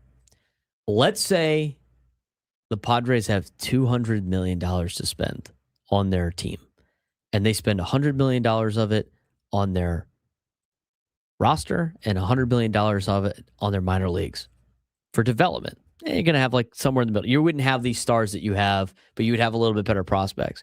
The Padres instead have like invested most of their money into their major league team and not as much in the minor leagues. The difference is, while they're dealing with $200 million, the Dodgers have $500 million. And they can basically double the amount of input that they have in their major league roster and their minor leagues. So they can have those guys come up and be studs and have major league talent at the same time. There's not a lot of teams like that. You can be the Rays, Frank, and have a brand new team every 2 to 3 years, but you got a lot of great prospects, but when they get good, you let them go. Or you could be like the Padres and be like, we're going to load up our major league team. Like this whole like little balance act that like fans think that this team's going to have. If you want that to happen, you're not going to have the stud level. And by the way, with the picks, they lose draft picks because they go over the luxury tax. Mm-hmm. They're a team that gets punished for spending money. So they don't get as many draft picks. And the 20 draft picks they do get, they don't get them in the first couple of rounds. Why? Because they're over their allotment of spending. Why? Because they're pumping it into the major league team. They are getting punished for spending money beyond their means to try to be competitive as a small market team. So, yes, they are getting punished for spending money. If they decided not to spend money, which is fine, like I don't want to fans, if you want that, that's cool. Like you could have a team that doesn't spend money on major league roster, and then you could draft all these guys like the Tigers did. But the reason why the Tigers can draft all these comp picks in the first 2 rounds is because they don't spend money. The way baseball's set up, most organizations can't spend the money the Padres are spending on a major league roster and be bringing up prospects all the time. You can try to balance as much as you want, but it's gonna take away from something. Do you want the major league roster that you have? Do you want stars in your team? If the answer is yes, I'm sorry. It's going to hurt you somewhere. It's going to be the prospects. And then you're going to have older veterans kind of filling in. If you want to be that team again, you want to go back to 2010 and be that team, like, sure, they could do that. But Manny Machado's probably not on the team. Fernando Tatis Jr. is probably not on the team. I think a lot of people want to handpick the contracts that they don't want. But that's the reality of the situation. And fans will disagree because that's just the reality of the situation. Like, and there's no guarantee. What's Stephen Kolick and Ryan Berger doing right now? They might both be on the injured list. In fact, I think one of them. I don't even think either of them made the team if one of them was healthy. And where did they get Stephen Kolick from? Anybody want to remind me where they got Stephen Kolick from? The Rule 5 draft. The Rule 5 draft. They're finding ways to try to facilitate injuries and everything like that. But when you're they're still a small market team. They're putting all their money in their major league roster. Something's got to give. Yeah, Ryan Bogaerts in the minors with Kansas City, and Stephen Kolick's on the 15-day IL. I'm just telling you, like they don't have but they again, like my point is, they're not going to be able to spend at the level that they're spending, where everybody wants like big stars, and then also be able to bring up and like let these guys go all the way through the minor leagues and facilitate the team. I understand the concept, Frank, of you want to balance out the big contracts with younger players. They're not going to be able to do that. We just got sent to the show account this time, Emerson Hancock's pitching metrics. Oh, I saw that. Yeah, thanks. I understand the logic there, but the problem is you don't have enough of those players because you need to add at the deadline to make your team better all the time. Do you want them to go for it for a World Series every year, or do you want them to keep those guys and just be like, well, we're close, but we want to keep these guys, and they could be good. We don't know if they're going to be good or not, but they could. Like, it's possible, but we don't necessarily know. They did that, though, Frank. Mm-hmm. They did it via trade. They traded for Randy Vasquez to be that guy. He's your guy. That's it. That's him. They traded for it. Mason Miller is your young, controllable, affordable player. Randy Vasquez is your young, controllable, affordable player. Johnny Brito, who got hurt, is your young, controllable, affordable player. They have those guys. They traded for him. Like, they're just doing it via trades instead of drafting, and they're sending away pieces that they don't want anymore. Jackson Merrill's that guy. Jackson Merrill's the top prospect we went through. They did the same thing with Fernando. They traded for him, went all the way through the minor league. You have those guys. You decide to give them extensions instead. Would you rather have those guys and then let them walk? I mean, these are the reality is you can't, it's not going to be a perfect world. That's like the whole point of my conversation. Am I making that point? Okay. I'm glad you understand. I think some people are starting to get it. Our guy Johnny in the YouTube chat. I don't like when Braden makes sense. Well, you know what? I'm just trying to pass it along. We're going to hear from Matt Waldron when we come back about him getting called up, when he's going to start, what the expectations are when we come back on the Braden Surprenant Show. Standing as number one sports station 97.3 The Fan. It's Tony Gwynn Jr. Major League Baseball is making no sense right now. That might be the best thing for baseball. We've got small market teams like the Pirates and Marlins competing with the big spenders. The A's just went into New York and dominated. Most divisions are separated by just a couple of games.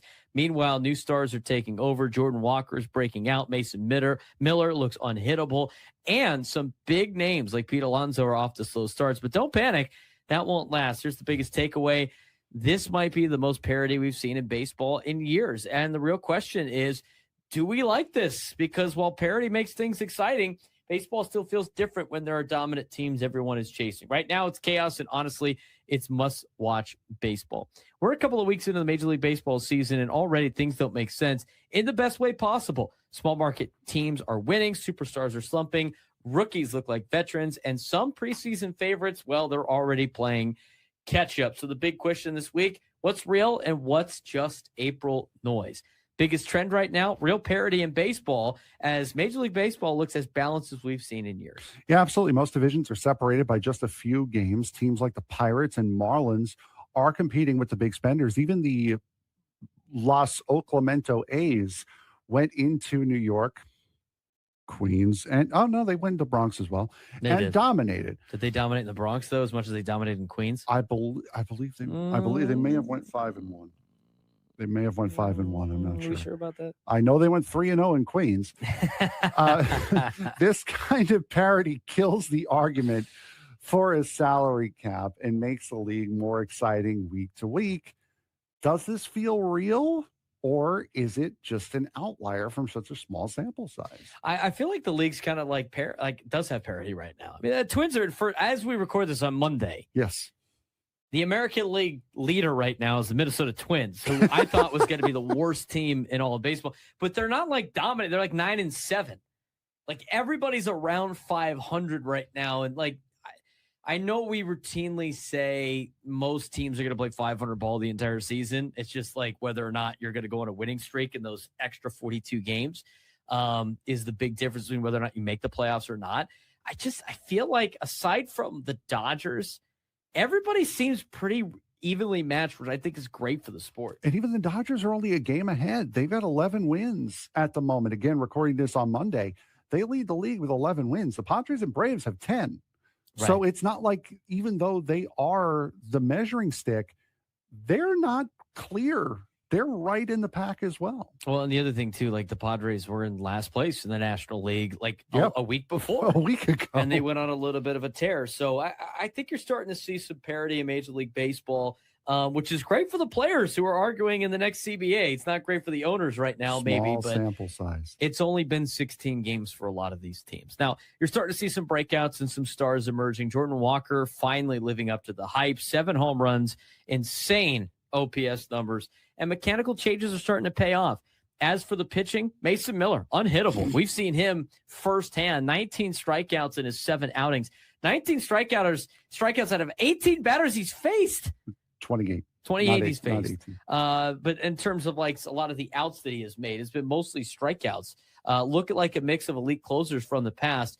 Aren't flukes. These aren't flukes. These are career turning leaps. And obviously for the Padres, you got to love what Mason Miller's been doing. Yeah, certainly. And a great look for Jordan Walker as well. He was supposed to be the next big thing in St. Louis, and now he's finally starting to get that way. Slow starters should we panic? Boston Red Sox not looking good, especially on offense. Pete Alonso off to a slow start in Baltimore. Red Sox problem appears to be real. They do need another bat, as we said over the course of the offseason. And Alonso, I always say it with guys jumping over from the American League to the National League and vice versa. Their pitching is different in each league. You have to give guys switching leagues a little bit of leeway to get going, and that's exactly where Pete Alonso finds himself right now. Yeah, it's always a brand new environment too. Like you're trying to perform for your new team. You're trying to show why they gave you the money that they gave you. You're trying to almost prove yourself again. So I get where Pete Alonso's coming from in this particular deal. And we saw that with Manny here in San Diego. We saw it with, Fernando after his big contract. We've seen that with a lot of players after their, big contracts here in San Diego, a team that has handed out a lot of big contracts. So it's not surprising to me that Pete Alonso's in that situation to start the season. Surprise teams, Marlins, they look pretty legit so far. They're quietly building something real as of Monday of this week. Strong rotation led by Sandy Alcantara, young talent, producing, competitive even without key hitters. I don't really think it's too much of a fluke either. Me and you both thought Miami was going to compete a little bit more this year than they did last year. And even last year, they went on a little bit of a tear. Yeah, at the end of last year, there was a warning shot that was fired by the Marlins, and they were, I believe, going into the weekend, they were leading the NL East. I don't really see them as much of a surprise because you could see the signs towards the end of last season that this could be real. Now, contenders that are struggling, the Seattle Mariners are. Braden Surprenant, the Braden Surprenant Show, San Diego Sports Station 97 through the fan. We had a couple of tweets come down, and it was about looking for why do we have these veterans filling in to help out this team when we should have good, serviceable pitchers that we developed ourselves? Well, you traded those guys, right? We had that conversation, Frank. Who are the guys out of all the guys that the Padres traded, Frank, that are starting pitchers that were expected to be part of this rotation? Ryan Weathers, Mackenzie Gore, Robbie Snelling, Dylan Lesko. I guess you could talk about Ryan Bergert if you wanted to. The kid they got from West Virginia. Yeah. Has he hurt? No, Bergert's in the minors. Is Bergert in the minors? Kolic's hurt. Or is it? Kolic's on the 15-day, Bergert's in the minors. Okay. So those guys wouldn't even be helping you right now. Who are the two out of the group that would be helping you right now? Ryan Weathers probably. It's Weathers and it's Gore. Yeah. Okay. It's Weathers and it's Gore.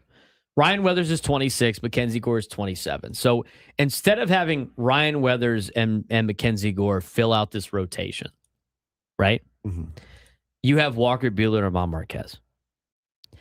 Now, the upgrade the upgrade would be having Mackenzie Gore on your team. But here's the reality. Is there a world where you have Mackenzie Gore and Randy Vasquez on the same team? No. I don't think there is. So you found your replacement in Mackenzie Gore with Randy Vasquez. I want to argue with Augie here for a second. Not necessarily argue, but disagree. Gore was the one that got away. I don't know if you James Wood may have been.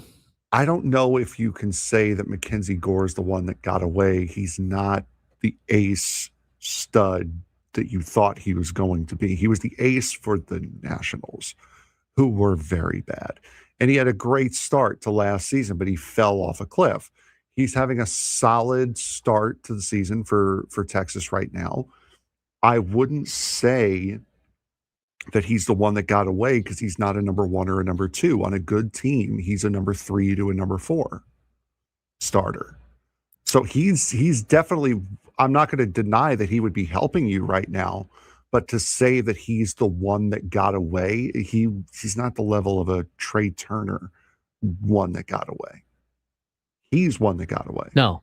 You want to know why? You replaced him with Randy Vasquez. You replaced him with Randy Vasquez. Mm-hmm. Because Randy Vasquez is the same age as Mackenzie Gore. Same age. Wasn't as high as a draft pick, but like, Right. you, No, if I'm you want to saying make he's not. I'm saying that Gore is not the one that got away. He's the one that got away would be a bigger name. James Wood. Yeah. That would be the only one to me that I thought in the Nationals trade would be like worth keeping still. CJ Abrams has been up and down. He's been solid. He's been fine, but he's not been somebody that would have been impacting this team more than what they currently have. So let's look at that. The two guys that would be helping you right now, Ryan Weathers, Mackenzie Gore. You can't really compare them to the two worst guys on your roster because without Mackenzie Gore getting traded for Juan Soto, you don't have Juan Soto to trade to the Yankees to give up Michael King. By the way, you like Michael King, Frank? Padres fans, I've grown accustomed to him. Yeah, like Michael King is not on your team with these trades, right? Like, so you had to give something up. Like Mackenzie Gore, I think 1-for-1. You got Mackenzie Gore back. His name is Randy Vasquez. He's just not a lefty. Randy Vasquez and Mackenzie Gore have had roughly the same kind of, they've had the same kind of career path, if you will. The only difference is Mackenzie Gore started off a year earlier, and obviously Randy Vasquez came out of the bullpen a lot more before starting. Randy Vasquez, in his first year as a rookie at age 24, had a 1.52 ERA plus. He was 2-2 with a 2.87 ERA in his 5 starts that he made in 11 games. If you look at like Mackenzie Gore's rookie year, he threw 70 innings, threw a lot more innings than Randy Vasquez. He had a 4.50 ERA.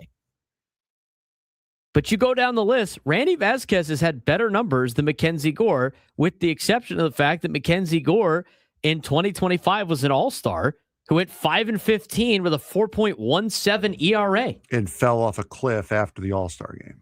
Even before the All-Star game, he was starting that nose down trend. If you include this season, which is hard to do because Mackenzie Gore's made 4 starts and Randy Vasquez has made 3. We talk about ERA plus a lot. For anybody that just be tuning in and that doesn't know about ERA plus evaluates pitchers, right? I'm just going to put it in layman's terms. If you have a 100 as your ERA plus, you're an average baseball player. Okay? Anything above that, you're above average baseball player. Randy Vasquez in 4 seasons has had an ERA plus above 100 3 out of the 4 seasons. That's including this year. A 1.52 ERA plus, an 84 ERA plus, a 1.11 ERA plus, and currently a 4.09 ERA plus. But in 3 starts, it's kind of a small sample size, and it's kind of inflated. But you could do the same thing with Mackenzie Gore. Mackenzie Gore has had, in 5 years, has been above an ERA plus of 100 twice, and one of them is this year where he's 2-1 with a 3 ERA. Randy Vasquez is 1-0 with a 1.02 ERA. That was your guy. You replaced him with Randy Vasquez. So, yes, you do have that guy. It's Randy Vasquez. Now, let's talk about the Ryan Weathers versus Walker Buehler situation, right? Because he would be that young player, right? He's 26 years old. He is that guy that was supposed to be the one that comes up and helps this rotation. Now, I think a lot of Padres fans assume that Mackenzie Gore is going to be your 1 and Ryan Weathers is going to be your 2. Neither of those guys pan out. By the way, they're first-round draft picks. It's still a risk. You are taking a risk. And when some of these teams are loading up on prospects, guys, I'm telling you, they're loading up on compensation picks in the first 2 rounds because they're not spending money. The Padres are spending money and they're being punished for it in the draft. Okay, so Ryan Weathers and Walker Buehler. This would be like the only time I would agree with this argument. Very similar numbers. Ryan Weathers has given the Yankees a little bit more in terms of his innings pitched, but at the same time, he's made 1 extra start. We'll see what Walker Buehler does in his next start. But through 3 starts, Walker Buehler's 0-1 with a 4.97 ERA. Through 4 starts, Ryan Weathers is 0-2 with a 4.29 ERA. Ryan Weathers cost the Yankees $1.35 million. Walker Buehler cost the Padres $1.5 million. It's relatively the same guy right now, Frank, is it not? In terms of the games you have already played, which is a small sample, you're getting the same output out of Walker Buehler as you would if you would have just kept Ryan Weathers and he was the young guy that was coming up to help you. And Ryan Weathers also, he's on the Yankee roster. The Padres didn't have to take on that $1.5 million because they signed Buehler to a minor league deal. Right. So they had the option to not even take that. Meanwhile, the Yankees left themselves with no option there. So in reality, as much as like people want to complain about the Padres not having guys up and ready to go, that is a fantasy world. Because in order to have the team that you love, you have to give something up for it. And the Padres do that in prospect capital, and it's got to give somewhere. And right now it's, instead of 23-year-olds coming up and you're hoping he's got to be like a big deal, you have guys that are veterans that have shown that they can do it before, but you're getting the same output regardless of who these are. And go find me a pitcher that I'm not remembering off the top of my head. But if I remember correctly, in the last couple of years, the pitchers, the Padres prospects that were pitchers that were supposed to change the franchise were Mackenzie Gore and Ryan Weathers and Ryan Bergert and Stephen Kolek, even though both those guys last year people didn't even want on the team out of spring training, and Dylan Lesko, who's still too young to be pitching right now, and Robbie Snelling, who's also still too young to be pitching right now. I mean, they're not even good enough for the Marlins right now. And we gave the Marlins flowers yesterday. I understand that. But they're not good enough to be in their rotation right now. Yet we think they're going to help us out. And I don't count Max Fried because the Padres traded AJ Preller traded Max Fried a long time ago before he reassembled the entire team. So no, I don't count Max Fried. Because Max Fried at this point in time would have been traded multiple times from the Padres. Yeah, I guess, you could have had Max Fried. Is Max Fried currently on your team right now? Is he still on the Braves, Frank? No. No, he's not. He left. He went somewhere else. Like, you weren't going to keep that guy forever. He's graduated out of this conversation. But if you want to start naming me pitchers that like are better than what the output has been with the guys that you replace them with, I'm all ears. But as I look through this, Frank, there's not a lot of those guys. I think the Padres have made the better move to help their major league team. Sure, guys are getting hurt. Guys have gotten hurt. That happens in baseball. That could have happened to a lot of these guys that you kept around too. But you traded risks for guarantees, and the guys that have been sent here to San Diego have done better for the Padres during their span with the Padres than those young players would have done if they're with the Padres during that same time frame. Will Floyd, yes. Max Fried is a Yankee right now. He is a Yankee. My argument was he's not even on the team that they traded him to anymore. He left and signed with the Yankees. So yes, he has graduated out of that, we could have had him situation. Because the other thing too, we got to take a break. I've gone too long on this. Every time you sit there and go like, we could have this guy, you can't always pair him with some of the players on the team because they were used in a trade to acquire said players. I don't know about you. I'd take Michael King and Randy Vasquez over some of the players that they had given up at this point. Yeah, I would too. Yeah. We'll see what happens tonight with Randy. And the fact that you gave up Juan Soto, who you never had a chance of signing in the first place, to get him, I'm not even upset with that. No. Sounds good. We're going to hear from Matt Waldron when we come back. And then we'll get to the sports thread where we got more fun stories to talk about. Braden Surprenant Show, Standing Sermon Sports Station 97 through the Fan.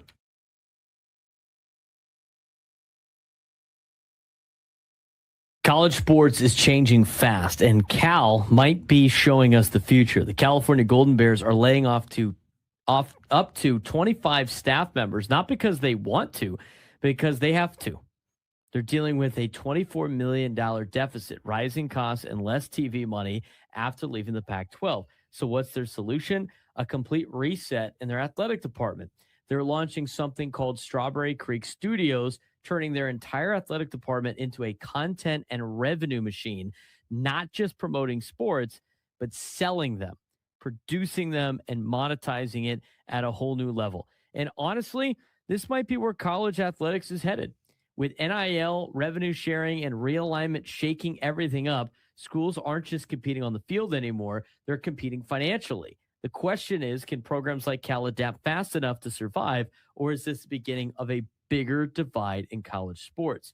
This week in college athletics, one of the most telling stories about the future of the industry isn't happening on the field. It's happening behind the scenes at California and the Golden Bears athletic department. The department is undergoing a massive internal shakeup, laying off potentially 25 staff members across marketing, communications, and creative services. That's a significant portion of the people responsible for telling the story of Cal sports. Yeah, and it's not just cost cutting, it's complete restructuring. Cal is launching something called Strawberry Creek Studios, which they described as a shift from traditional promotional model to a full-scale content and revenue engine, with the goal being to drive money and create a more authentic storytelling system in a rapidly changing college sports landscape. So, I mean, this is really driven out of financial pressure and more or less desperation somewhat. Yeah, this is definitely a financial move. Cal is staring at a $24.3 million shortfall, combined with ongoing debt from stadium renovations and reduced media revenue after leaving the Pac-12 conference for the Atlantic Coast Conference. Add in rising travel costs, coaching salaries, and a new era of NIL plus revenue sharing. Schools are being squeezed from every angle, and Cal isn't alone. Across the country, programs are trying to figure out how to survive, and in some cases, stay relevant. Schools like the University of Kentucky are getting proactive, even restructuring into new business models to prepare for paying athletes directly. But here's the key difference. Kentucky's trying to scale up. Cal is just trying to stay afloat. And that brings us to football, the engine that drives everything. Cal brought in Ron Rivera as general manager to modernize the program. And after moving on from Justin Wilcox, they've handed the reins to Tosh Lapoy, a high-energy recruiter who's already building buzz. The hope is simple: win games, generate revenue, and stay naturally relevant before the next round of conference realignment hits. Because make no mistake, college sports is no longer about wins and losses. It's about business survival. I mean, just wait for private equities who have started to invest in money into athletic departments, see what they do. As somebody that works firsthand in college athletics, I will say the people that are getting cut in these jobs are very important to how the game is presented and put on. And these people already don't make any money. Working in college athletics is incredibly difficult because there's no money in it. There's really no money in it. So every time I hear people complain that athletes aren't getting paid and everybody's making money off of them, they're not. Maybe it's the school president who's making money off of all the kids at the school anyway, if you want to get into the weeds. I mean, we talk about like medical hospitals for schools are making money off of free labor. All that. You want to play that game, fine. But the reality is most people that work in college athletics that are professionals are already not making any money. And you know what they're doing? They're getting rid of these people. They're getting rid of sports and information directors. These are the people that have to report things for NCAA record holding. And these people are getting replaced to tell a better story. How do you trust anything coming out of any of these schools if this continues to go that way to try to make everything based on money? Now, you want to talk about subscriptions like we talked about the NFL? Do you think that this content's going to be free content on social media from these universities, from Strawberry Creek Studios? Are you kidding me? This thing's going to be all about money. These are the repercussions, Frank, to paying teenagers money to play a sport. It's not even that. It's also self-inflicted out of Cal because they didn't have to move out of the Pac-12 to go to the Atlantic Coast Conference. And one of the things that they're saying is rising travel costs. That's self-inflicted. You chose to do that. You didn't have to do that.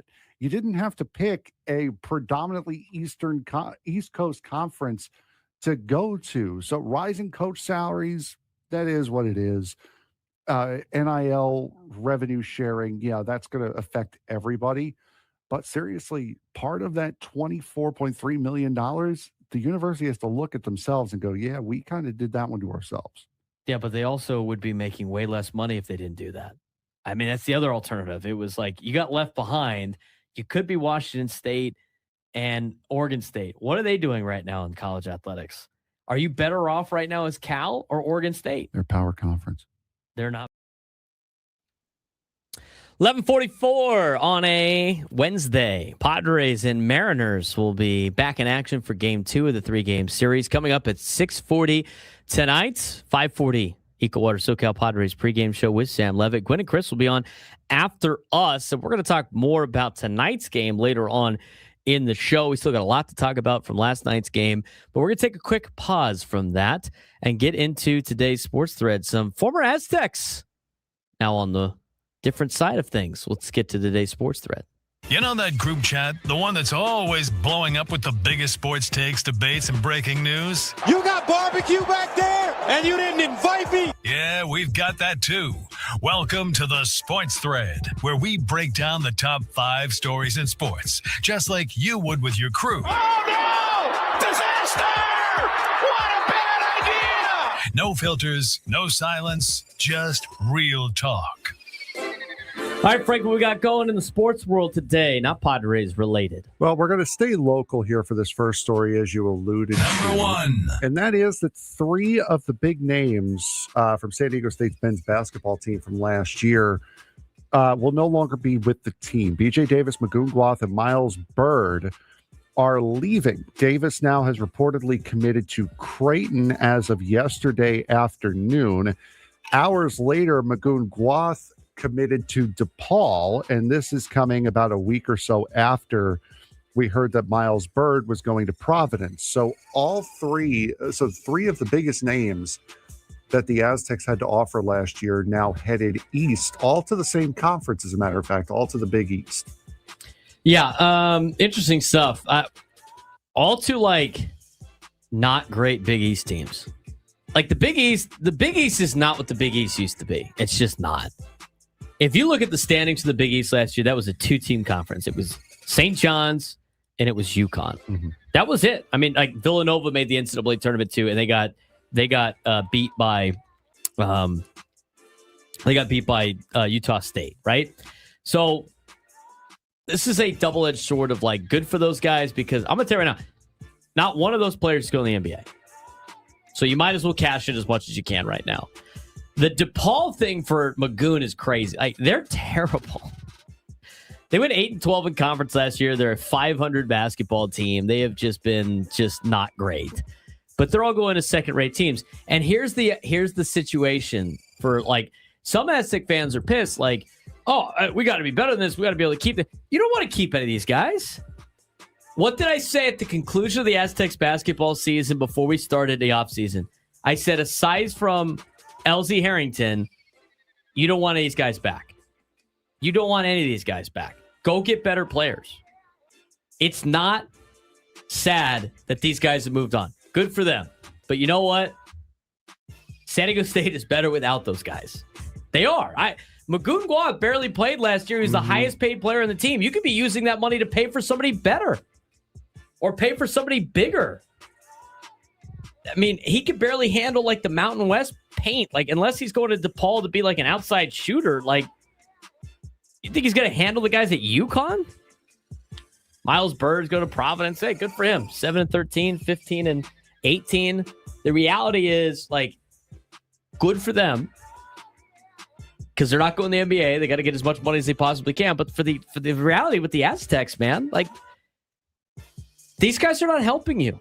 You can't overpay for these guys to be on your team. You got to go try to find value. They're now when they try to find value for the money that they spend. This is not they didn't raise enough money. They have to invest it in the right players. You got to let those guys go. Got to let those guys go. I'm not, I wouldn't be upset about it if I was an Aztec fan. This should be a blessing in disguise for the players that are gone. It would have been nice to have B.J. Davis back, I think. And he's going to probably the best out of the group in terms of teams. But they weren't good last year. They were okay at best. They were very disappointing. You don't want to roll that team back or have to spend more money to keep some of those players. Those are my thoughts. My question is, at this point, who in the San Diego State brass is recruiting the G League right now? It should be. May as well. Go get some what did our guy Mick Cronin say? Get some dudes from some international guys that drink vodka and stuff. Get some Siberian Menace. Just have fun with go it. get some of those guys. That's what Gonzaga does. Number 2. Who you're going to be playing against now, starting next year. This one here, this was written by Matt Yoder for Awful Announcing. The NFL is prepared to ratchet up negotiations with television and streaming partners ahead of its plan to opt out of its current broadcast deals and collect additional several billion-dollar figures in rights fees. But while CBS and Fox have been the center of a swirling storm, that now involves public pressure from the FCC and an investigation for the DOJ to protect broadcast networks against the invasion of streaming tech giants. The NFL is just ramping that pressure up. So right now, the rumor is that they are trying to get Sunday Night Football off of NBC to go to either Amazon Prime or Netflix, which to me is unbelievable timing, seeing as how this is the exact thing the Department of Justice is investigating you for. They don't seem very scared about it, do they? No, they don't. Which makes me feel like nothing's actually going to happen. They're kind of doing the just bring it. Like, yeah, that's 100%. What do you make of this? Again, you're taking more games, a Sunday night staple, off of broadcast television to go to streaming. Yeah, and then all these accounts are paying more. I mean, I got an email from Netflix, right, which I'm no longer paying for anymore. But like, I got an email from Netflix that they are increasing the price to $20 a month. When I first started paying for Netflix when I was in college, it was like $7.99. And now that same thing, I didn't upgrade, nothing. That same deal now is $20.99 or $19.99, $29. It's like $20 a month. I don't have money for that. Are you kidding me? Not for something I don't watch hardly ever. And now it's like, all right, I have to go get a $20 a month subscription so I don't have to watch ads for this. And then I go just to watch the NFL where I'm going to have to be inundated with like ads and stupid content, stupid pregame shows, dumb postgame shows, and like, oh, here's the WWE characters that nobody cares about. But you know, calm down. It's WrestleMania week. Calm down. Might be able to get some of the WWE guys to watch it. No, they're not. The WWE fans that don't like football are going to sit there around and watch football because I'm saying calm down on the WWE because it's WrestleMania week right now. So relax on that. Okay, easy. If you didn't like football, well, you don't really like football, but if you didn't like football, I don't like professional football. Are you going to watch because they put a WWE guy in the pregame show? Oh God, no. Of course not. I just the gimmicky stuff from like some corporate like ideas just are so dumb to me. So dumb. So dumb. Number 3. Can't wait to watch soon. Every game's going to be like that. Just wait for them to start flipping the platform via quarter. Yeah. First quarter's on Netflix. Second quarter, this game's on Amazon Prime. Make sure you get your extra pay. If you want to watch the fourth quarter, though, it's an extra $3. Don't give people Are you ideas. still watching? Here's $4 to watch the fourth quarter. Don't give people ideas. By the way, we spoke about Craig Albertaz getting hit in the face with a foul ball yesterday. Hey, Birdland. Turns out he has 7 broken bones in his cheek. Oh, no. And a broken jaw from that. Oh, terrible. Unfortunately, he wasn't the first coach to get hit over the last couple of weeks because Colorado Avalanche head coach Jared Bednar will miss the team's final regular season road trip after suffering facial fractures and a corneal abrasion when he was struck in the face by a puck during the Avalanche's loss to the Vegas Golden Knights.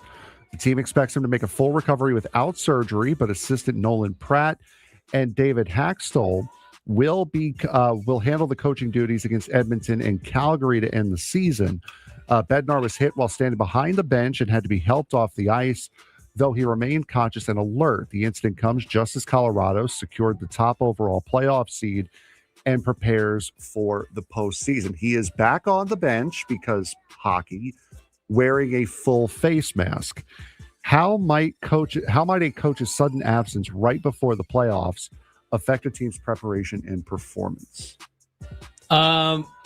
It's tough to try to replicate what you do. I mean, I think you could survive like a game. I don't think you can survive multiple games. I really don't. I mean, speaking from experience, I mean, we have had that happen a couple of times where one of our coaches that's in charge last second isn't going to be there for extenuating circumstances, and it's like panic. And then you got to calm everybody down. You got to get the kids all locked in. At least they're professionals, but it does have a little bit of an impact. You can manage one time through, but it's hard to continue. to do that. And he's back on the bench because, of course, hockey. Hey, good for him. He's got a mask on and everything. Yes. He's got to get like a scary looking mask. Good lunchtime hour when we come back.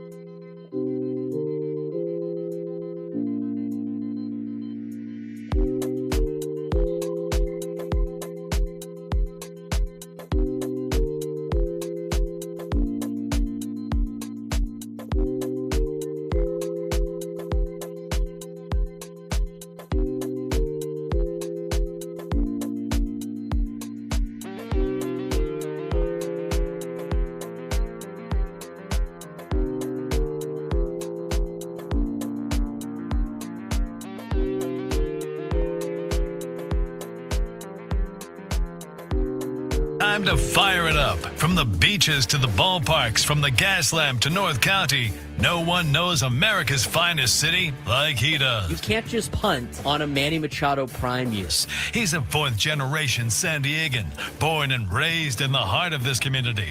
Passionate, opinionated, and always bringing you the real talk on your teams, your city, and everything in between. Braden totally knows his stuff. He's ready for the next step. That guy is good. Live and local, it's the Braden Surprenant Show. But I think Braden's one of the up-and-coming young stars in the media game in San Diego. Now, here's your host, Braden Surprenant.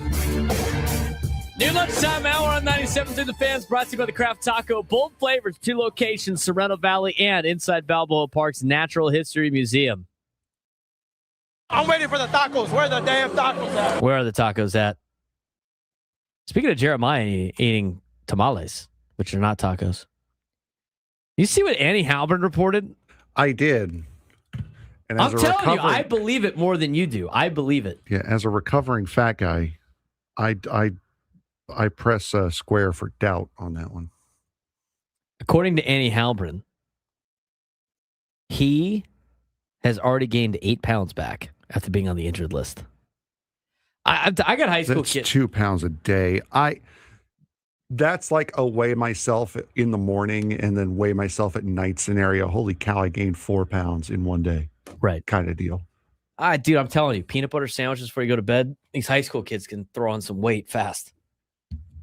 Fluctuates. Maybe the guy's been water fasting for the entire season. Lost all the weight. There's people that could gain weight that fast. There's people that could shred weight that fast, and then they could shed it quickly. But anyway, it's a good day to have some Craft Taco. I gotta get my. I have a Craft Taco shirt. I should wear that soon. Yeah, we both do. Yeah, I wear mine every now and again. it's a comfortable shirt. It's a great it is. shirt. Very, very nice. Great shirt. All right. 833-288-973, 833-288-973 if you want to join the show today. I tweeted it out yesterday. I think a lot of Padres fans were talking about it. And why do we have to do this every single time? I don't understand. I don't understand the and it's tough because I heard Gwen and Chris talking about it too. Like, he's friends with Tony. He played with Elo for a week at San Diego State. He was there for a little bit before he left. But, like, what has gotten into Harold Reynolds to just, like, I don't know, find ways to try to outdo Ken Rosenthal for Padres fans? I mean, what are we doing, Harold? I like Harold on television. I think he's good. Okay. But I gotta, you know what, dude? Like, we gotta stop the nonsense on MLB Network of we got to get rid of somebody in the Padres. Now, here's the deal. I was watching this live. I finished work. I got home, excited for Padres baseball. I had a little bit of time before I went to my friend's beach volleyball match that she coaches, and I had a football meeting at Cathedral. Football's already back, dude. I got spring ball starting soon. We're already into high school football. It's April. So I had all that going on. But in the process, I flip on MLB Network before I, ate to eat my lunch. I eat lunch late because I don't eat during the show. It's kind of hard to do. I don't have time during the breaks. I am a very slow eater. So I throw on MLB Network as I have my meal prep that I made on Sunday. Some pork tenderloin and some sweet potatoes. Ha! Good stuff. Now, I have it on. And they're breaking down. I think was the Padres-Mariners game last night the showcase game, Frank? I think it might have been. They were like talking it up a lot. But. No, because it wasn't on the network. It would have said it was on the network, and I would have wrote it down. It wasn't. No, I thought it was because they were hyping that game up a lot, and people were complaining about that from the East Coast that Padres-Mariners is going to be on MLB Network or whatever. But anyway, they're hyping up the game. They're doing almost like a mini preview of the game, like a little pregame show, like way before the pregame. And so they start breaking down Fernando Tatis Jr. It's like, oh, look, he's one of the best talented players in baseball. So I tune in. You know what? I got to listen to this. So go ahead. This is kind of where I tuned in last on MLB Network. Here's Harold Reynolds on MLB Network talking about Fernando. It's great. I thought it was a sign to move him. He's the most talented player in all of baseball. Other than Ohtani. Most talented player. Ohtani cannot play short. He can't play most talented player. And if you put him on the mound, I think he could pitch. Look, he's playing second base right now. He hadn't done it. Watch this pivot. Shortstop took his time. Why? Because you got this guy turn a pivot. All right? He can go get any ball. The range is ridiculous. He's an unbelievable player. We're being reminded of how great this guy is. Remember, he broke into the big leagues at shortstop. He didn't move because he wanted to. The team moved him. And he went to right field. He didn't want to go up there. You know what he did? He won a platinum glove. Why? Because he's got power and speed and can do so many things on a diamond. This is a couple things. He can go get it, and we know he can throw. That's what I'm saying. In all baseball, you look at 30 teams. You put him on any roster. You're sitting there, including the Dodgers, you're saying, this guy may be the most talented guy I've ever seen. Pause it. Thank you. We're going to get back to this. This is great. Got Fernando's back, the most talented player in all of baseball. He's back at second. He's showing off his skills. Like, he's hitting the ball hard. I'm watching. I'm eating this up. I'm like, this is great. This is great. Yeah. Finally, Fernando's back, baby. Team's playing well. 5-game winning streak at this point in time. Getting ready for the Mariners tonight. Yeah. All right. I'm eating this up. Let's go. Yeah. All right. Yeah. Fernando's back. Woo! Continue. Because he can do so many things for you. You remember this? This is kind of where he broke on for me. This is the separator, the intelligence, and the instincts. This fly ball right behind second base, he tagged up against the Pirates and scored.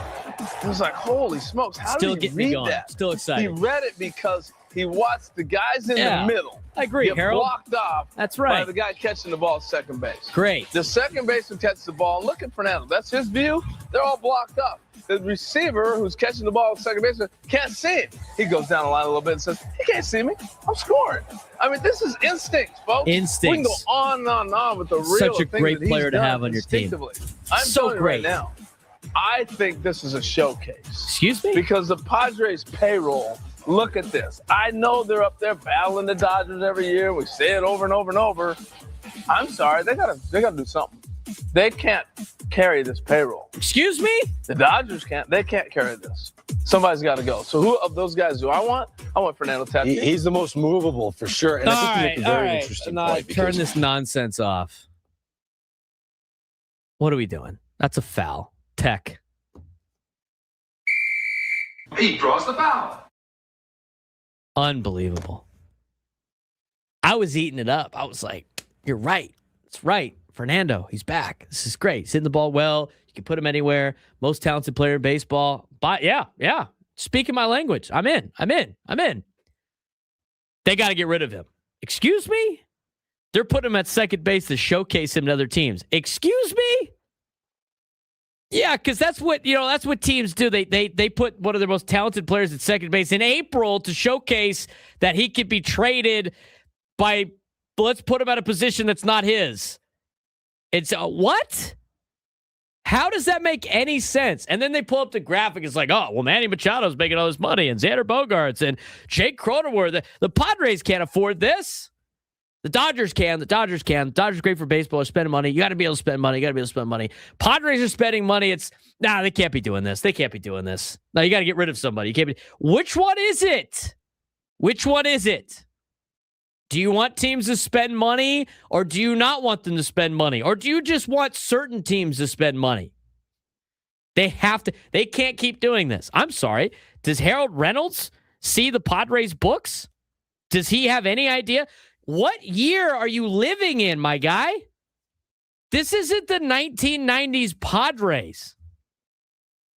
This isn't the 2010 Padres. The ballpark is packed every night. They have held this payroll since 2020. I mean, it's been 6 years now. If they couldn't have fielded this kind of payroll, they would have blown it up by now. But they continue to add. And here's the other thing. They sold $1.1 million in City Connect gear on the first night. And this team is about to get sold for more than $3 billion, which is a Major League Baseball record, which is going to be more than how much the New York Mets sold for. And everybody continue. I can't believe the Padres are paying this. I can't believe the Padres are going to sell for this much. I can't. When are you going to start believing? Utterly ridiculous. They have to trade some. And then the trade that they threw out there for like the Padres to give Fernando to the Seattle Mariners, just like, what are we doing? What do you mean? Like, what are we doing? You continue to like do the whole narrative like, oh, the players need to be paid and these cheap owners got to pay money. But then you got a team that actually does that, and they got to get rid of all these guys. There's no way. So you want certain teams to pay money. They want certain teams to be good. They want certain teams to have all the talent. Give me a freaking break. I can't believe they went on TV with that nonsense. And I heard, Elo tried to defend. Well, in Harold's defense. No, in Harold's defense, nothing. Don't give me that crap in Harold's defense. He has no legs to stand on with this segment whatsoever. Beyond ridiculous. Just wanted to say, somebody in chat said that Major League Baseball wants to see Fernando in pinstripes. He is in pinstripes. He already wears them. Yeah, Padres have pinstripes. So there you go. Major League Baseball's happy now. There it is. Give me a break, dude. That whole breakdown was like, are you kidding me? They're going to showcase. They have to trade somebody. Are you kidding me, dude? Like, give me a break. Ridiculous. Tired of hearing it. I agree with kind of what Scraby's saying. He's just got to continue to say it until it finally happens. And when Fernando's like 38 years old and they do like the whole farewell and he wants to continue to play and he ends up on like the Rockies. I told you they couldn't pay him the whole time. They finally found the new team. Give me a joke. Such a joke. What did you think about that video yesterday? I thought it was great up until it wasn't. That was really what it is. And that was like the exact opposite of the Luis Camposano breakdown yesterday. You're like, oh, okay. All right. Yeah, okay. All right. I'm in. I'm back in. How quickly he made the turn, too. It's like he talks him up so much and then just makes the turn on a dime. It's like, wait, I got whiplash. It's like, what do you mean? Just so dumb. Enough, please. Let's get off of this trend, please. It's enough of this, because it's not built out of any sort of sincerity. It's not genuine. It's propaganda for Major League Baseball. That's all it is. That's getting pushed down our throat. Just stop, please. Enough. Yeah, they obviously have like certain. I mean, this is why I don't believe the whole like, well, the lower level teams got to spend more. They don't want them to do that. I mean, Major League Baseball has a problem. They have a lot of problems that they cannot get out of their own way for. But one of their problems is the fact that they basically want to be. It's almost like they want to be the Savannah Bananas of here's 6 teams that we just want to travel over the country and display.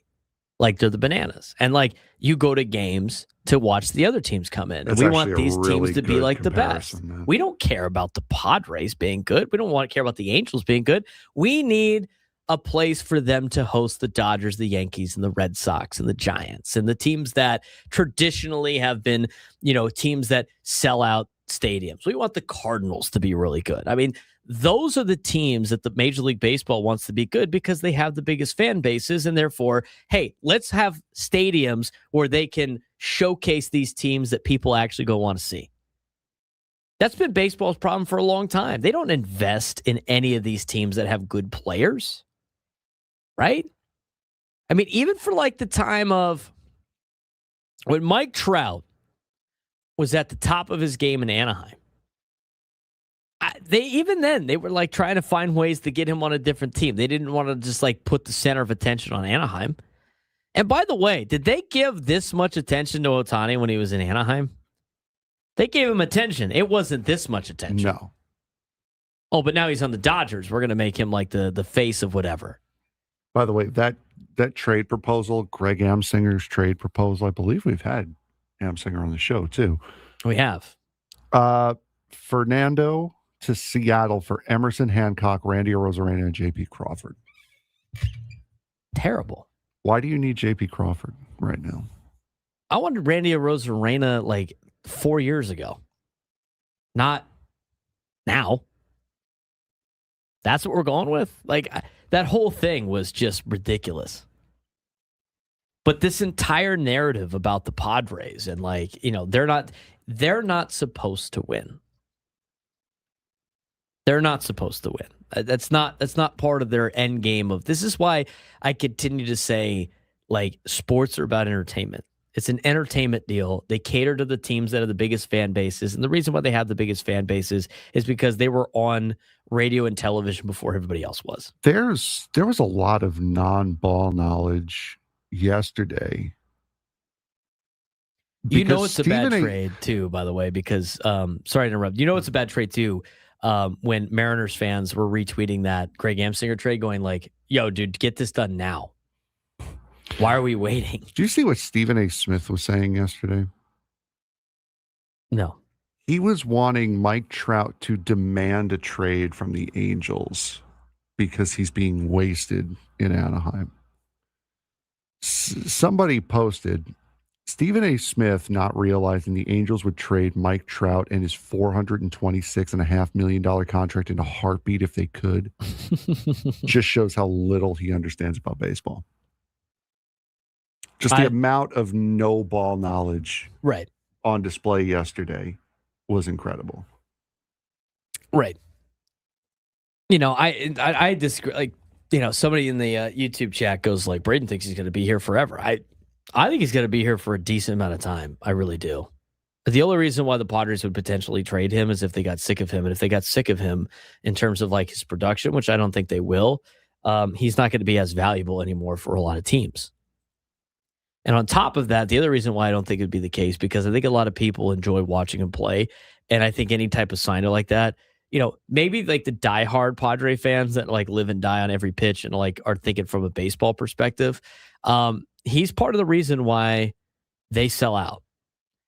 And they sell out because they get people that aren't diehard sports fans to go watch games, and they like watching Fernando. They do. You trade him away, it's a tough business decision, I think, for the Padres. So overall, it doesn't make a lot of sense for Major League for the Padres to potentially trade Fernando Tatis Jr. And the only people that really want to see him go are the ones that complain about his production being down, and they just don't think he's very good anymore. But they've traded everybody else at this point. So that whole segment was a joke. I had to address that. I had to get that off them. I feel better now. I really do. I feel better now. Speaking of, Padres averages starting to go up. How about our boy Xander Bogaerts, huh? How about Xander? He's finally starting to heat up. Proof of positive regression saving the Padres offense, or just one good night for the Padres? We'll talk about it when we come back. Braden Surprenant Show, Standing Number Sports Station 97 to the Fan.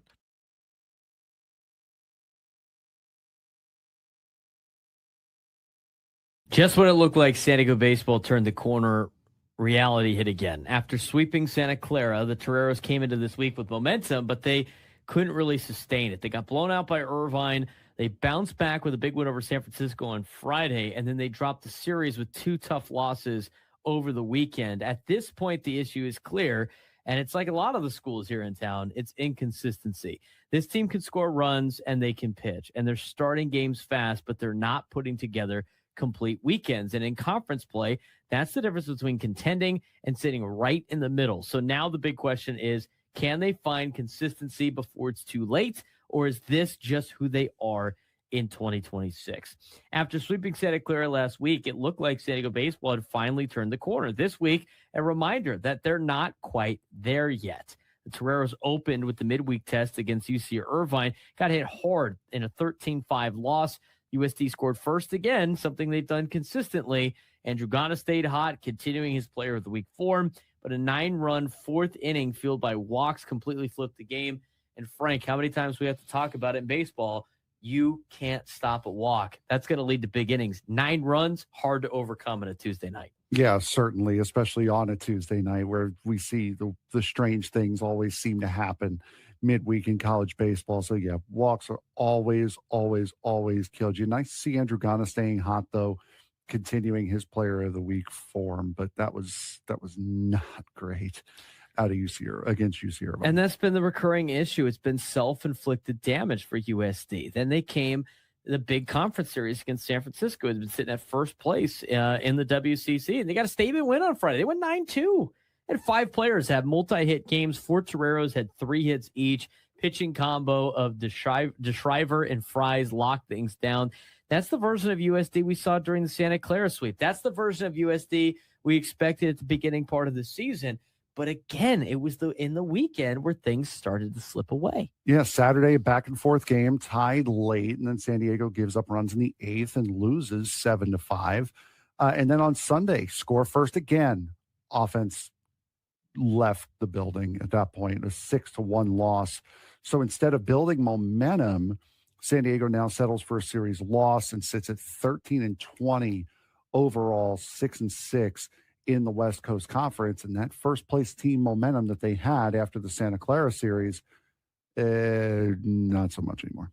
I mean, the team has improved. You've seen them improve over the last, week or so, but they're still not consistent enough to really take control of the WCC. So now they're in the middle and they're fighting to get themselves in the WCC tournament right now. I mean, at the beginning of the season, you were thinking, how can this team advance in the NCAA tournament? Could they be one of the first teams in San Diego, not just USD, but San Diego State and UCSD to advance to a super regional? They got picked to win the conference outright at the beginning of the year. And now they're trying to fight their way just to make it to Scottsdale for the West Coast Conference tournament. So they've now shown that they can explode offensively. They've shown that they can get dominant pitching performances. They've shown they can start games fast, but they're still struggling to sustain that level across the entire weekend. And they still are struggling to lock games down in the late innings. I mean, they are giving up too many big rallies in late innings to try to win baseball games. Yeah, and it's really unfortunate to see. And unfortunately, softball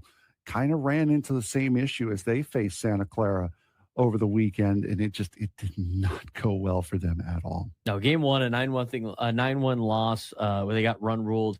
They jumped out to a 5-0 lead at game 2. They lost 8-5, giving up 8 unanswered runs. And then in game 3, they scored early again, but lost 5-3. So across all 3 games, the pattern is clear. Fast starts, but no finish out of the Toreros on both the baseball and softball side. Now, USD softball drops to 16-23 overall. They're 3-6 in West Coast Conference play. As of right now, the question is inconsistency now the new identity as Toreros baseball team? They're playing like it. And the thing that's hard to say, we've seen both extremes. We've seen them sweep a conference opponent. We've then seen them lose a series the very next weekend. We've seen them dominate one game and then disappear the next. At some point, it stops being ups and downs and it starts becoming who you are. Yeah, and unfortunately, it does look that way. And it's the difference between a top contender and a middle of the pack team. And it's consistency. Right now, USD is stuck in between. The talent says they should be near the top. The results say they're still trying to figure it out. And unfortunately, the clock is ticking as we get down towards the end of the season, as they're going to be playing Cal State Fullerton here soon. It's going to be a tough finish. We'll see what San Diego's got in store. They got to try to battle their way through to try to make the WCC tournament. They got a lot of opportunity left, but they're running out of series to do it.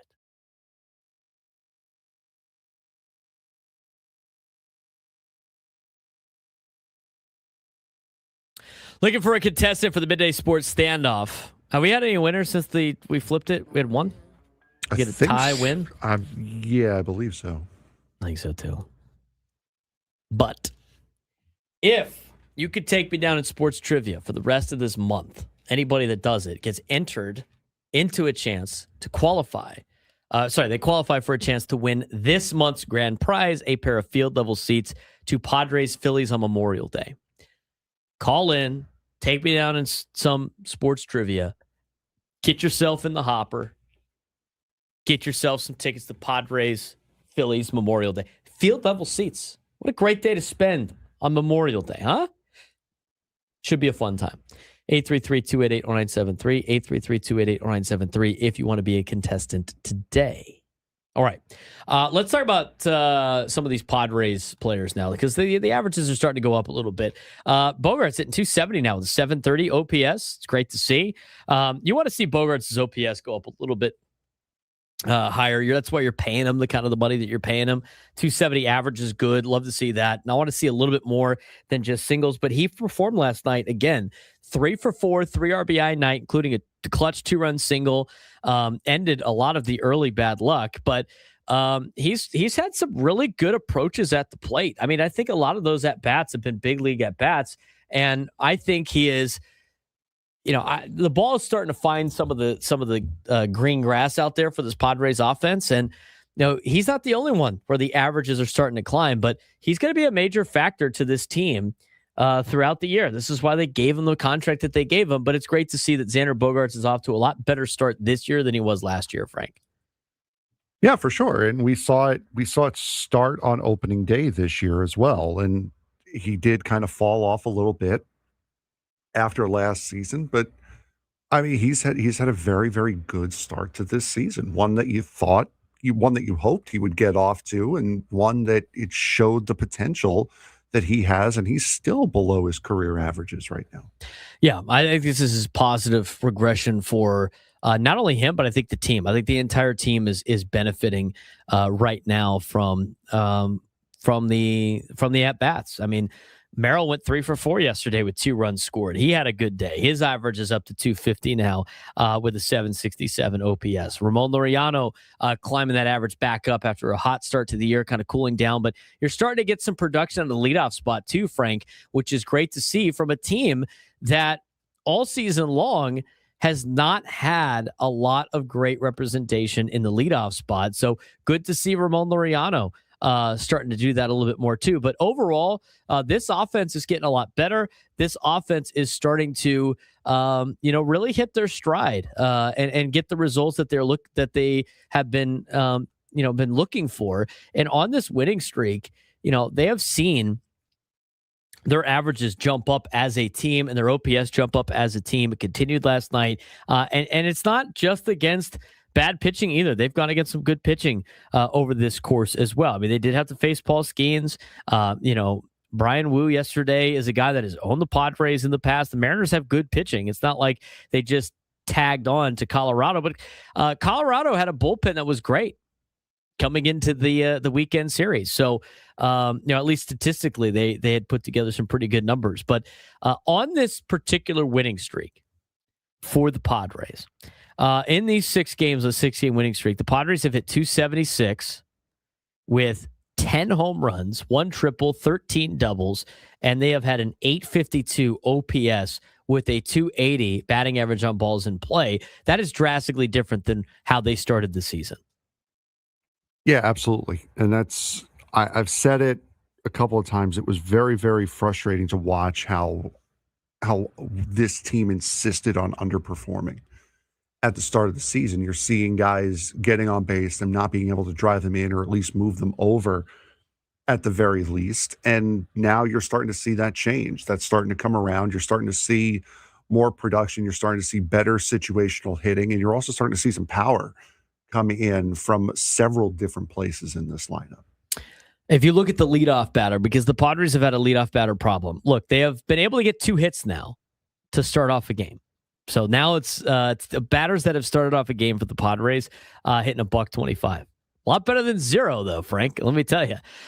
In terms of leadoff guys this year, Ramon Laureano has got his average up to hitting 273 with a 927 OPS in his 33 at-bats in the leadoff spot. That's good. That's a lot better than what it was before. So the Padres starting to get a lot better numbers out of their leadoff hitter. I think the Padres might have found their leadoff hitter, Ramon Laureano. I like him batting at the top of the order. I really do. I think he brings a lot of intangibles, and I think he's doing a really good job at the top. And you might as well. He's right now been your best hitter probably all season long, and most consistent hitter all season long. He's the type of guy you want to reward with extra at-bats. Yeah, once he got into that leadoff spot, he's started to slow down a little bit, but he's picking it back up now, having a solid little run of form here in that leadoff spot. I'm okay with it, especially if you're going to have Fernando hitting behind him. There's a couple of different ways I would work the top end of that lineup, but I don't mind Ramon Laureano up top at all. No, he's done a really good job. I mean, even his batting average on balls in play in the leadoff spot's the 304 right now. I mean, he's putting the ball in play. He's getting on base. He's hitting with a higher slug. A 576 slug is great. And in the leadoff spot, he has 2 doubles, a triple, and 2 home runs. That's a great way to get things going offensively for this team. So Bogaerts is hitting well. Merrill's back on the climb. He went 3 for 4 last night, as mentioned before. Fernando's starting to really hit his stride too. I mean, he's been hitting the ball really hard, which he was doing before. And that's why like people are freaking out about him starting at second base and like then getting a bunch of hits. Like it was like there was some correlation to that. There's not. But I think it was only a matter of time before he finally broke out too. And he's starting to hit the ball. You just want to see him hit the ball with the fence and hit with a little bit more slug. But the team's contributing. They're performing. They're doing a lot better with runners in scoring position. 3 for 9 yesterday. And I think they're finally seeing the fruits of their labor with this offense. And I like the way this offense is. It seems to be, they're starting to really settle in a little bit with how they're playing. And you're seeing a lot of guys perform and contribute, which leads to, of course, like Craig Stammen. I think he's doing a good job of getting everybody involved. Ty France, 1 for 4 last night. He's hitting 278 with an 850 OPS. Guys are contributing. Everybody is pulling their weight and really doing a good job. Now, there's a couple of guys that are off to some slow starts. We know Manny always gets off to slow starts. Did I not announce that to everybody in spring training? Yep. I did. I said he's probably going to get off to a slow start. Aside from like last year, he always does. So not surprised that he is hitting 196, but his OPS is pretty high. His OPS at 721 is one of the higher OPSs on the team for an everyday starter. So he's finding ways to get on base. He's finding ways to add some slug and contribute that way. He's just not getting as many hits, but that's not gonna sit around there forever. The biggest question though is like really Jake Cronenworth. I thought he would kind of shine in the 9 spot. He has had his moments, but he's hitting a $145 with a 460 OPS. And, we might have to take a deeper dive into what's going on with Jake Cronenworth, because as of right now, he is like the only one really not getting it going at all. He had the home run in Pittsburgh, which was fine, but he has really been struggling to start the season, and he's putting a lot of extra work in, but he's really not getting a lot of results. And he's got to be someone to pay attention to in the next couple of weeks or so. But you can't complain too much. They're on a 6-game winning streak, and they're going to try to make it 7 games tonight. When we come back, we're going to get to our midday sports standoff, see if we can get you tickets to qualify for a chance to get tickets for Padres and Phillies on Memorial Day. Field level seats. You haven't tried to jump in on the call, do it now. 833-288-0973, 833-288-0973. We'll try to get you qualified when we come back. Braden Surprenant Show. Settings over in Sports Station 97 through the Fan.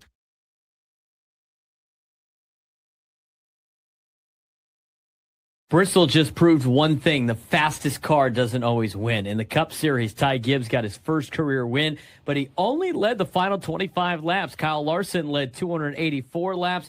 Ryan Blaney led 190 laps, and neither of them won. Why? Strategy. Gibbs stayed out, kept track position, and held on in overtime to win by just 0.05 of a second. Then in the Xfinity race, same exact story. Connor Zilic stayed out. Larson dominated, still finished second. Even in the Truck Series, a $350,000 bonus was lost in one moment because of track position. So here's the question: should races be decided by strategy like this, or should the fastest car always win? Motorsports weekly update for you here on the Braden Surprenant Show. First-time winners and a strategy takeover in Bristol. If there was one theme at Bristol this weekend, it was simple: Track position was everything, and strategy decided everything. Across all 3 NASCAR series, it didn't matter who had the fastest car. It mattered who made the right call at the right time. Yeah, in the NASCAR Cup Series, we have a new winner. Ty Gibbs, who's the grandson of Joe Gibbs, the car owner, captured his first career Cup Series victory at Bristol, and it came down to one decision, not giving up track position. Gibbs stayed out late while others pitted and took the lead and held off Ryan Blaney in an overtime finish by just 55 thousandths of a second, the closest finish at Bristol in decades. What makes it more wild is that Gibbs only led the final 25 laps. Meanwhile, Kyle Larson led 284 of the 500, and Blaney led 190. But neither of them won. Instead, it was Gibbs capitalizing on timing, restarts, and execution. Also, an emotional win as Gibbs honored his late father, Coy, after the race, Coy Gibbs passed away. If I remember correctly, Ty Gibbs won the Xfinity Championship in 2024, took the pictures that night from the racetrack, and his father Coy was gone the next morning. So that was from an emotional high to an emotional low for him in that race. But the O'Reilly Auto Parts Series on Saturday night, same exact story. Yeah, same exact story, and it seems to be the very common theme here. As you take a look at the in the series, the exact same story played out. Connor Zilic took the win by staying out on older tires late, thanks to a bold call from veteran crew chief Rodney Childers.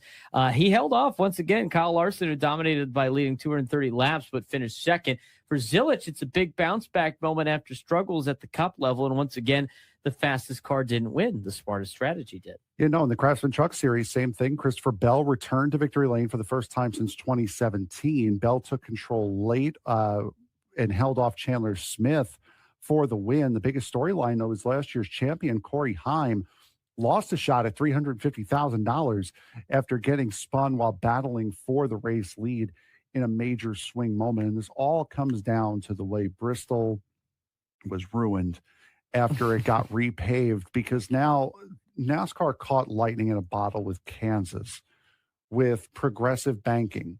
So it's, say, 13 degrees of banking down on the bottom, but it goes up to about 20 up at the top. And the more banking you have, the better your car handles, the easier it is to turn. So guys tend to run towards the higher banking. They tried that with Bristol, and then it became everyone runs the top lane and that's it. And now they're putting a traction substance that they put down for drag racing. So like when you see drag racers doing their burnouts and running back, they're getting a sticky traction substance on the tires that whole way.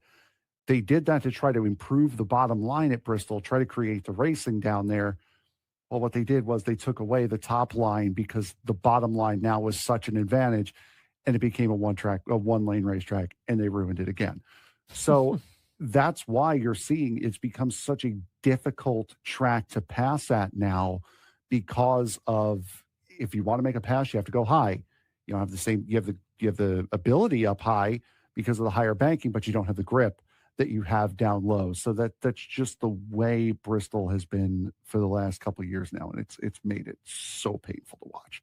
Coming up next, NASCAR Cup Series now heads to Kansas Speedway, where speed matters more than track position. A complete shift from Bristol. Mm-hmm. So the question becomes, will strategy still matter, or will raw speed take back over? And the big debate after Bristol, should NASCAR races come down to strategy like this, or should the fastest car always win? Because this weekend proves something. You could dominate hundreds of laps and still lose. So what makes racing better? Unpredictable strategy or pure performance? You need to have both. You need to have both, but you have to make the right call at the right time and hope it works, because Ty could have made that choice again and not executed and would have lost. So it's also up to the driver to be able to execute on the plan and on the strategy. And yes, big difference. 1.5 mile track. We're getting back to the bigger tracks instead of the half miles like Bristol. Well, ask Frank what he thinks about Kansas Speedway's track next week on the update.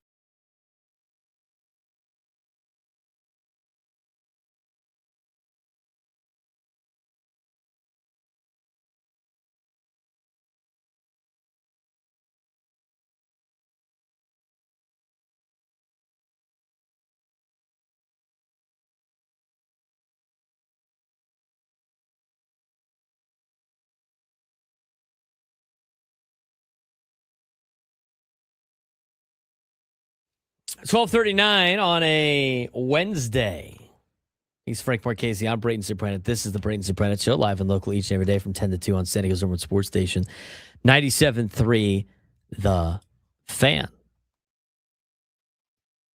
Anaheim Ducks haven't been very good as of late. Another clunker last night. Thank God the Canucks, who have been on a tear after they've been basically eliminated, decided to beat the Kings last night in overtime. Hey, they're in. That's all that matters. You're in. It does matter because if they drop one more spot, they have to take on the Avalanche in the first round of the playoffs, which is slightly different than taking on anybody else in the Pacific Division. Does it not? Would that not matter then? A little bit. It kind of matters. Yeah, that kind of matters. I'd rather play the Kings, but I'd also rather play the Oilers. I'd also rather play the Vegas Golden Knights over the Avalanche. I guess you can view the thing of you might have to play them eventually. You might as well maybe you catch them off guard in the first round. Also, if there is one sport where 8-1 advantage means absolutely nothing to the one, it's hockey. We see ones get toppled all the time, especially President's Trophy teams. Haven't the They Kings get toppled all the time? I think the last couple times the Kings won the Stanley Cup, they were the last seed in.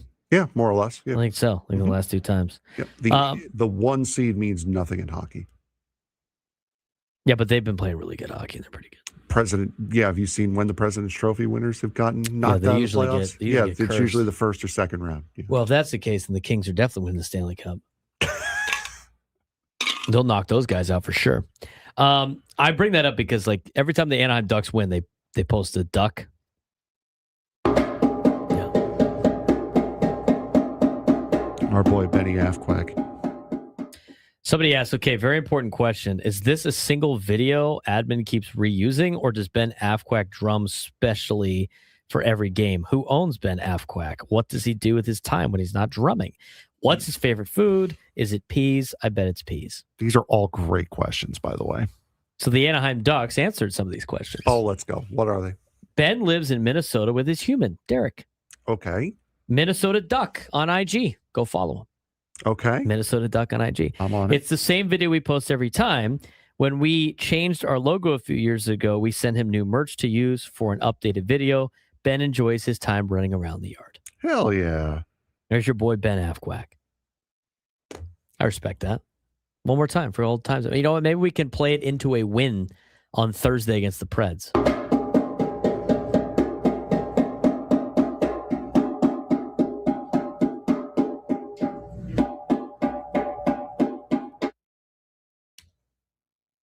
Have we determined if the Gulls can move up their seeding at all for the Calder Cup? They made the Calder Cup playoffs, which is also great. Congratulations to the two local hockey teams. Yes, and because of that, signed their head coach to an extension, Matt McIlvain, who was on the show at the beginning of the season. He is now he's signed an extension with the San Diego Gulls. That's great news. So the San Diego Gulls have 78 points. The Barracuda have 82 in front of them. So a little bit different here. San Diego's got Tucson tonight in San Diego. If they beat Tucson, they'll put them 2 points behind San Jose and 3 points behind Bakersfield. San Diego plays Ontario and Coachella Valley to finish the season. And San Jose will play Bakersfield. So there's a decent chance that the Gulls could move up to as high as 5, but they're going to have to win tonight against Tucson. They're going to have to, I'm pretty sure, go 2-1 in the next 3 games, if I'm not mistaken. I'm just looking off of the Calder Cup playoff picture. That's games through April 14th from yesterday. They do a playoff primer every single day. So every spot in the Calder Cup playoffs has been clinched on the western side of things, but it can move around a little bit in the Pacific Division. It would be nice for the Gulls to move up a couple of spots, because if they do that, they might be able to host some playoff games. First round is a best of 3, which would start, next week? I believe so, yes. If it ended today, if the season ended today before this game, the Gulls would be the 7th. It would be the last seed in the Pacific Division, and they would be taking on the Colorado Eagles for a best of 3 in the first round. Winner would then go on to play the Ontario Reign. No, correction. It would be the next lowest deal. So they would have to go play the Ontario Reign, if I'm not mistaken. They don't have a date. They just say the 2026 Calder Cup playoffs are set to begin following the season conclusion on April 19th. Playoffs start late April 26th. Thanks. Would never have guessed. Thank you. Thanks. So, anyway, that's your hockey update for the day. Let's get to today's Midday Sports Standoff. Welcome to Midday Sports Standoff on the Braden Surprenant Show. I can't believe what I'm seeing right now. The ultimate head-to-head battle where sports knowledge and quick thinking collide. That's no good. Are you kidding me? Contestants will go toe-to-toe with Braden in a sports trivia deal where every correct answer brings them closer to victory. Down the sideline! Wow! Unbelievable! But 3 strikes and it's game over. This is not Detroit, man. This is the Super Bowl. Can you outsmart Braden? The Midday Sports Standoff starts now. All right, Frankie, we got playing today. We have Justin in Alpine playing today. Justin, how are you, bud? I'm eager to get it going and not embarrass myself. There you go. That's all you can hope for, really. All right. So in this 6-game winning streak, Padres have had 4 different winning pitchers, which means we've had 2 multi-winning pitchers. You will get points for each win. Who are the 4 different winning pitchers that the Padres have had during the 6-game winning streak? Justin, you have the first guess. We'll lead off with Michael King. Michael King has 2 of those wins. So, Justin, you have 2 points. The other 2 wins is going to surprise somebody. Not you, because it sounds like you know the answer. That'd be David Morgan. He won the other 2 games. So we're all square. Justin, if you get one of these next 2 right, you'll guarantee yourself at least a tie. I'm hoping for Strandy Vasquez. Oh, Vasquez is not one of the winners. Should I go starting pitcher or relief pitcher? Depends on what it's what you want to do, dude. I will leave the starting pitcher for him. Mason Miller got a dub to help his Cy Young candidacy. Yes, exactly. Mason Miller. Justin, you can still tie. Got to get this right. Oh, you know what? Marquez actually had a good game. There you go. Justin, congratulations. You are officially qualified for a chance to go to that game on Memorial Day. Hang on the line. I'll get your information in a couple of minutes here. The 4 different winning pitchers during the 6-game winning streak. Michael King has won twice. David Morgan has won twice. German Marquez and Mason Miller. Did you see the I have a trivia question for you. Great. Here's a good one. Love it. Colleges with the most green jackets from the Masters.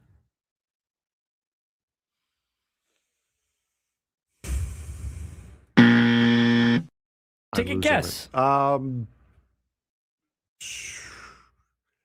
Vanderbilt, just saying. Because Vandy's a rich education school. Okay. The university that has the most has 7 on this list, and the one that's the lowest on this list has 2. I have a conference because I don't know golf schools. You should just think about the individual golfers. Where did Tiger Woods go to school? I don't know. They're an ACC school now. Now it would either be Cal or Stanford. Yeah, pick one. Stanford, yes. Okay. Hit the correct button. You would have got 7 points. Stanford has 7 green jackets. Stanford has gotten wins out of Tiger Woods has won 5. Tom Watson has won 2. Number 2 on the list has 6. They're in the Big Ten. They're very good in football. Ohio State, 6 green jackets. Jack Nicklaus went to Ohio State. He won in 63, 65, 66, 72, 75, and 86. Number 3 on the list. There's a very prominent golfer right now that went to this school. They're in the SEC, but they used to be in the Big 12. I would assume either they have 2 current golfers there. That would mean either Oklahoma or Texas. I'm going to go Texas. Texas is correct. 5 green jackets for Texas. 2 from Scotty Scheffler, 2022-2024. 1 from Jordan Spieth. I'm really good at trivia if you spoon feed me the answers. 2015. Ben Crenshaw, 1 in 84 and 95. Here's one for you. A university that was in the Pac-12 that has 3 of their wins come from a San Diegan and 1 win come from a Spaniard. So it's on the Pac-12, you said? They were in the Pac-12. 3 from a San Diegan, 1 from a Spaniard. SC. Nope. Oregon? No. Arizona. Close. State. Arizona State. He went to Arizona State from San Diego. He swings left-handed. Mickelson? He's a uni-don. 2004, 2006, 2010, he won the green jacket. John Rahm is the Spaniard. He won in 2023. ACC school, Arnold Palmer has all 4 of their wins. North Carolina. It's in that state. Duke. Try again. East Carolina. They're not in the ACC. Oh, yeah, that's right.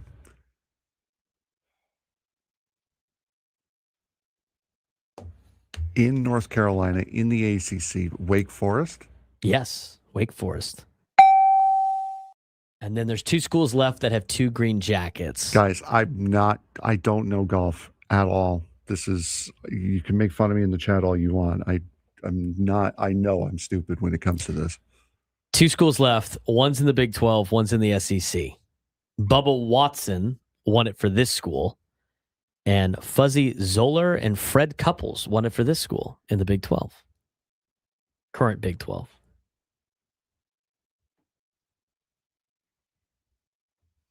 SEC school and a Big 12 school. Why is Ole Miss? Nope. Yeah, Try I again. didn't think so. Where's the tournament held? Georgia. Bubba Watson is a Georgia Bulldog. Last one for you. Big 12 school. We have a problem. Oh, God. There's your hint. Oh, Houston. There we go. Like I said, I'm really good at trivia when you spoon feed me the answers like that. You know, that could have especially golf trivia. Could have been a fun one. It could have got 7 points for Stanford. You know, it could have got 6 points for Ohio State. Yeah, it could have been. 4 latest winners for the Padres. Would have been really cool. Yeah.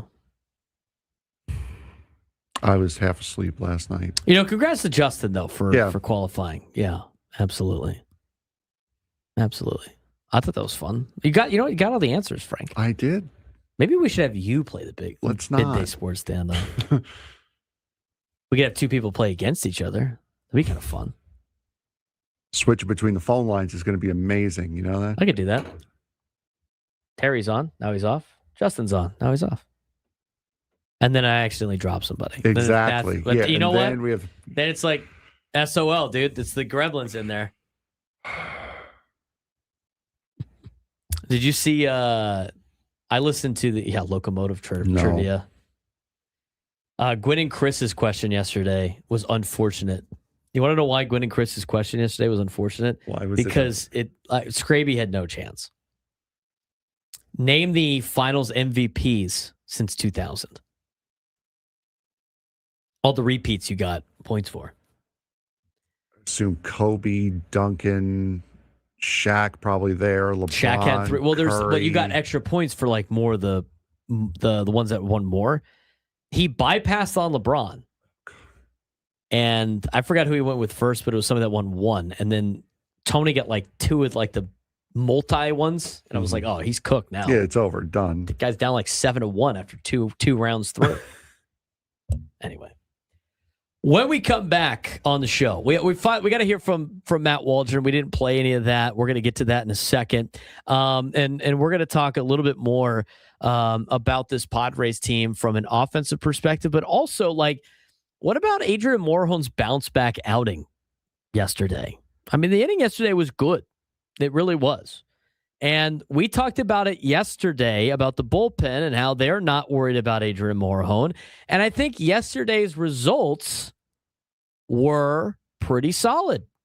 Yesterday's results were pretty solid for Adrien Moron, and something popped up for him out of nowhere. that people were asking questions about. We'll tell you about that when we come back for the final hour of the Braden Surprenant Show, and we will also get you a preview of today's game between the Padres and the Mariners. He's Frank Marchese. I'm Braden Surprenant. 3 hours in, one more to go on the Braden Surprenant Show. San Diego's #1 sports station, 97 through the Fan.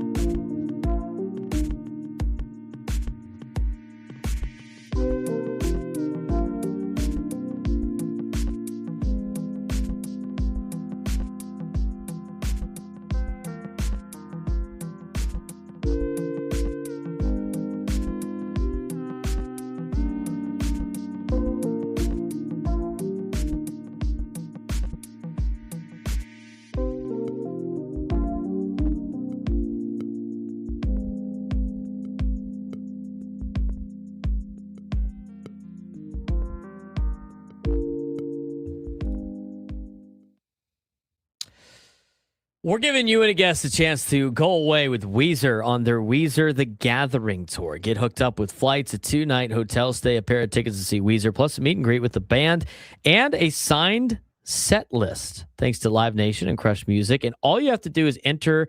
All you have to do to enter is listen to us on the Odyssey app, download the free app, create your account, favorite our station, and listen for an hour to get your daily entry and come back each day for another chance to win. This is a national contest.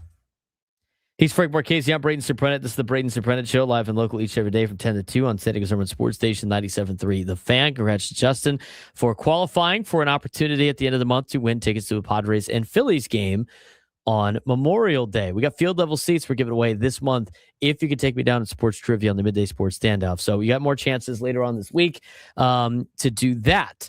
We do that each and every day at 12:45. On the show.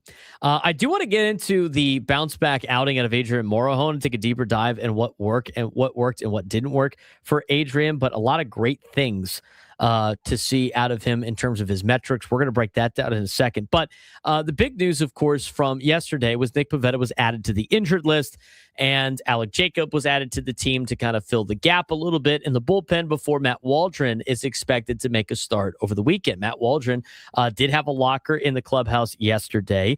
He did meet with the media yesterday. And here's what Matt Waldron said about getting the call back up after his rehab assignment in AAA El Paso.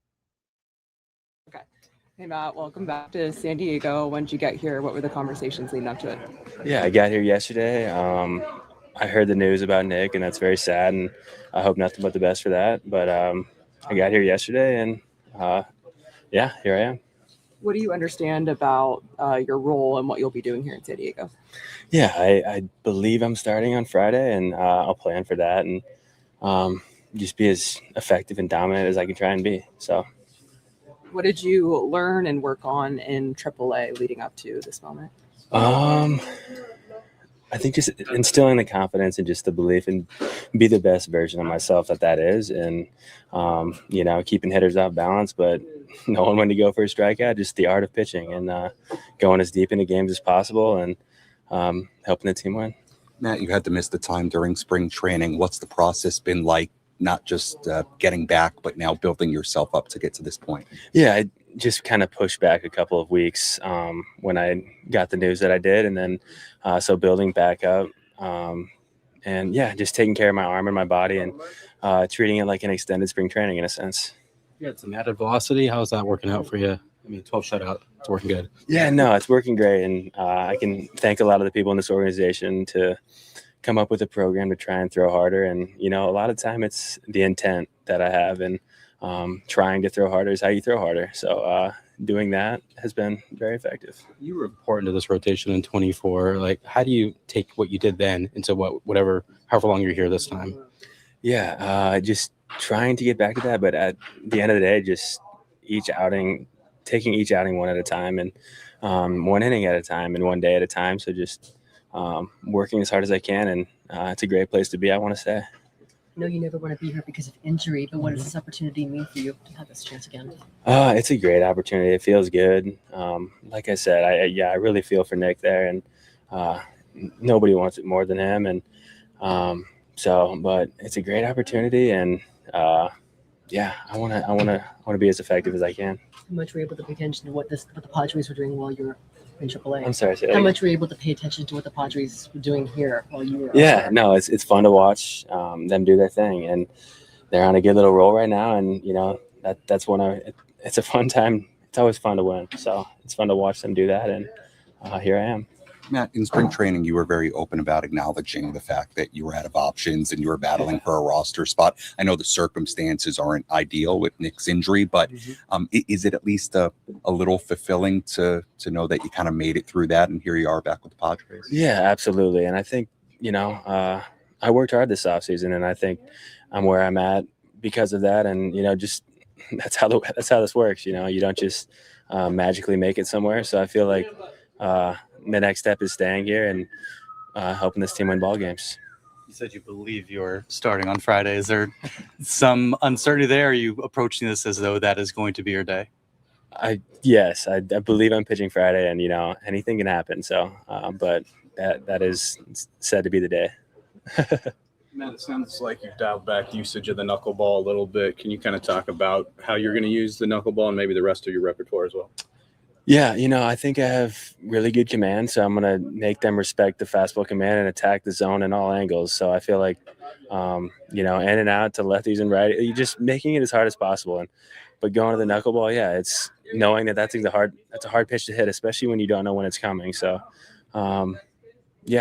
just it's not a guarantee every time. So I think hitters can't just only look for that. What was it like getting a call from Craig on this one? It's awesome. I mean, nothing compares to showing up though. Like when you first get here, it's a great feeling. Just San Diego itself too, the smell of the ocean, just everything. So it's a beautiful city, and I can feel the excitement already. That's Matt Waldron speaking with the media yesterday pregame. Obviously, he got called up, and obviously he looked really good in AAA El Paso. Again, we talked about it with Tim Hagerty earlier on the show about with playing in high altitude, playing in leagues that have high altitude, right? In the PCL, like how do they evaluate some of these players? And he talked about at the time a special assistant going down to El Paso to talk to the pitching staff and say, we care about the strikeout to walk ratio. And that special assistant at the time, also mentioned, like, we did, forget the ERA. We don't care about the ERA. Let's look at those strikeout to walk ratio. And that special assistant at the time was Craig Stammen, who's now the current manager of the San Diego Padres. So obviously that's a, philosophy that's probably still intact here with the San Diego Padres. And Matt Waldron had both. 12 shutout innings down in El Paso. 12 strikeouts, just one walk. He's improved his fastball a little bit. It's not like crazy speed at this point in time. I think Tim Hagerty told us he was averaging about 93 on the fastball, which is an upgrade from what it was in previous years.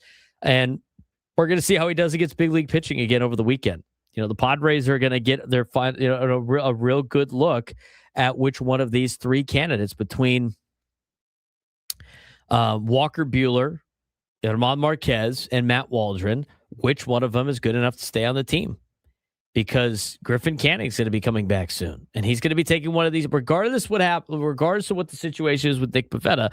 It was always going to happen where these three players were going to have to compete for two spots before Griffin Canning showed up. Now they're just competing for two spots in general. So, and we'll see what happens with Musgrove and Nick Pivetta and what have you. But we always knew that Griffin Canning was coming back at some point in time. Again, he had an Achilles injury, so the pitching was already set. He's fine with the pitching. It's been the fielding and fielding your position and being able to run and start and stop and everything like that. So we'll see what Matt Waldron has this weekend against the Angels.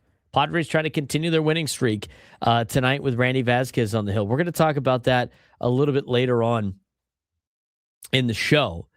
But I have to say, I thought Michael King pitched really well yesterday. We talked about that earlier on in the show.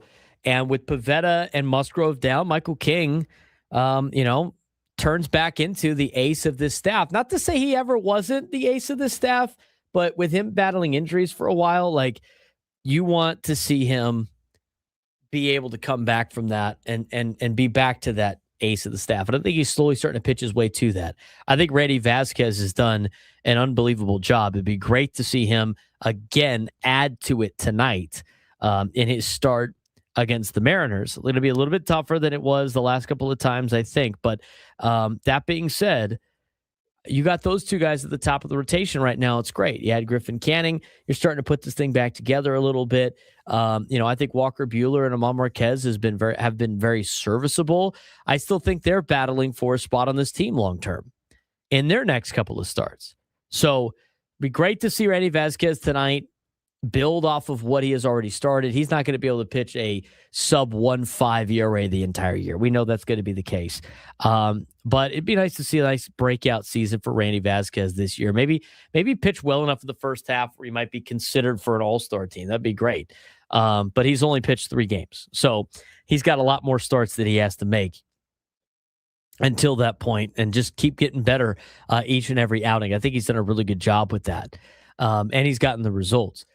Then you look at the next 2 days after that.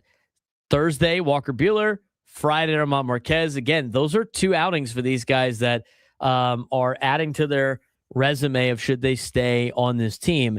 And I think the Padres, I think you got to give them 5 starts each and see where they're at. Now, they're going to have to rely on these guys through 5 trips through the rotation. And now we add Matt Waldron to the mix. And based on the way I think some people, and I was part of that group at the beginning of spring training where you kind of already know what you got out of Matt Waldron just because you've had him in the organization for a long period of time now. He's worked with Ruben Niebla, right? You know, you've got him in the lab, like you know what you can do with him. But that being said, like the velo's up now. Maybe that adds a different element to this game. Maybe it makes the knuckleball even harder to hit. Maybe it improves his off-speed stuff as well. It's going to be something to look for. So far, so good for Matt Waldron down in El Paso. But can he do it at a major league level now with the added velocity and the command? I mean, the command's been good, but that's going to be the next test, I think, for Matt Waldron. When we come back, Adrien Moron bounce back inning. Is his bad luck over, or is the bullpen still have some holes that they have to deal with? We'll talk about Adrien Moron and what he did yesterday when we come back on the Braden Surprenant Show. Settings Urban Sports Station 97 through the Fan.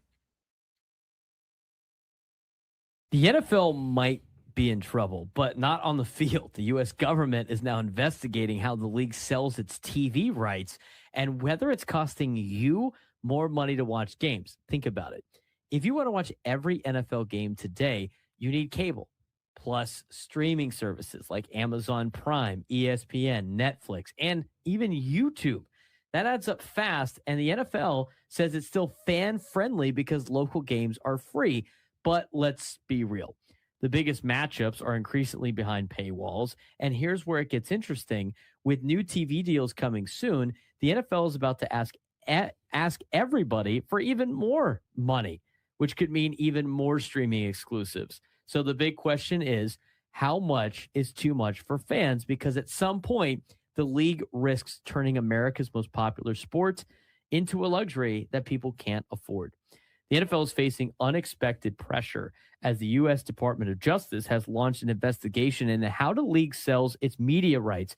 At the center of the issue, whether the NFL is hurting consumers by spreading games across multiple paid streaming platforms. Right now, NFL games are split across traditional networks like CBS Sports, Fox Sports, NBC Sports, along with streaming giants like Amazon Prime Video, Netflix, and YouTube. And while local games remain free, many marquee matchups now require multiple subscriptions, increasing the cost for fans as the league currently earns, Frank, that number says $10 billion annually from media rights and is preparing for even bigger deals after 2029. Yeah, that's billion with a B. However, lawmakers, including Elizabeth Warren and Mike Lee, are questioning whether or not the NFL's antitrust exemption under the 1961 Sports Broadcasting Act still makes sense in today's modern streaming era. Meanwhile, traditional TV partners, especially companies like the Murdoch family, like Fox Corporation, might be pushing back as streaming platforms continue to grab larger shares of the game. So it's not just the government that's bringing this up. It's also the television companies that are bringing this up because they're losing more and more prime games to these streaming services. The NFL is still king of television. Let's explain what this entire situation means. 83 of the top 100 broadcasts last year were NFL games, but the way fans watch is changing fast. This investigation could force the NFL to rethink how games are distributed. It could impact future TV and streaming deals and potentially lower or raise even more the cost for fans. And at the same time, tech companies like Amazon are already eyeing bigger prices, including possibly streaming a future Super Bowl. So the question is the NFL becoming too expensive and fragmented for the average fan to follow? To me, I think this is getting out of hand in a greedy side of all of these entities. And it's not just the NFL. I mean, this is all leagues and this is all levels of life where everything is on a subscription. And people are hurting right now trying to find, ways to make ends meet. And here's what a lot of these entities don't understand. Yes, they continue to raise money, but eventually people are going to stop paying for it because it's going to come between them eating and them paying for a house and then watching the NFL. And eventually it's going to price out more people.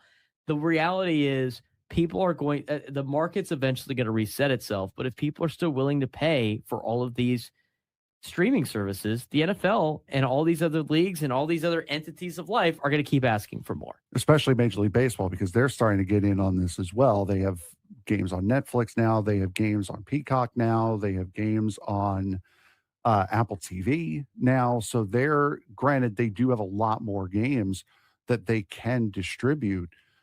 It's still, though, you're starting to see more and more of those big marquee matchups getting stuck behind paywalls, and you're losing. And think of, you know me, I'm not a big fan of the Yankees. But for Yankee fans, you have the Yes Network, My Nine, which is typical standard television. Now you have every Friday night behind the paywall of Amazon Prime. You've got almost every Sunday night game that was on ESPN. You have NBC games this year. You have Netflix games starting this year as well, plus the games that are stuck behind Apple TV. Just to watch the Yankees, just to be a Yankee fan, you need to have 8 or 9 different subscriptions, including cable, in order to just watch your team play. So if this goes well for the DOJ with the NFL, they're going to go right to baseball next. I have a strong feeling. I think you're going to start going to all these leagues that think they're going to cash in on all of these streaming services. In college, conference contracts are up in 2030. And they're going to get the same kind of treatment as a lot of these other leagues. And they're going to keep asking for the same thing. And here's the deal. Like, I'm somebody that pays for, we pay.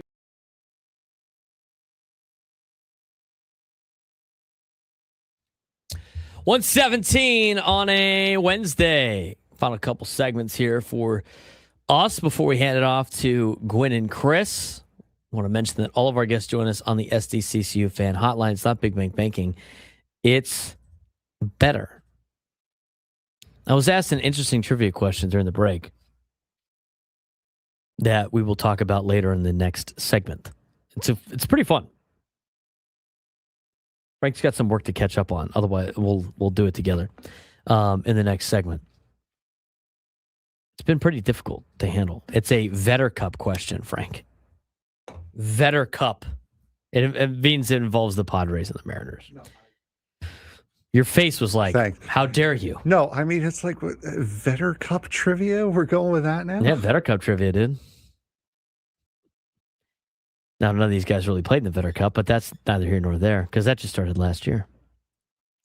All right, let's talk about Adrien Moron. We talked about him yesterday. Talked about him yesterday. Talked about him yesterday. And like this tough start to the season he has had. Now, that being said, okay. That being said, he has gotten some bad luck. Like he's 1-0 with a 9.39 ERA. A lot of his inner metrics were pretty solid.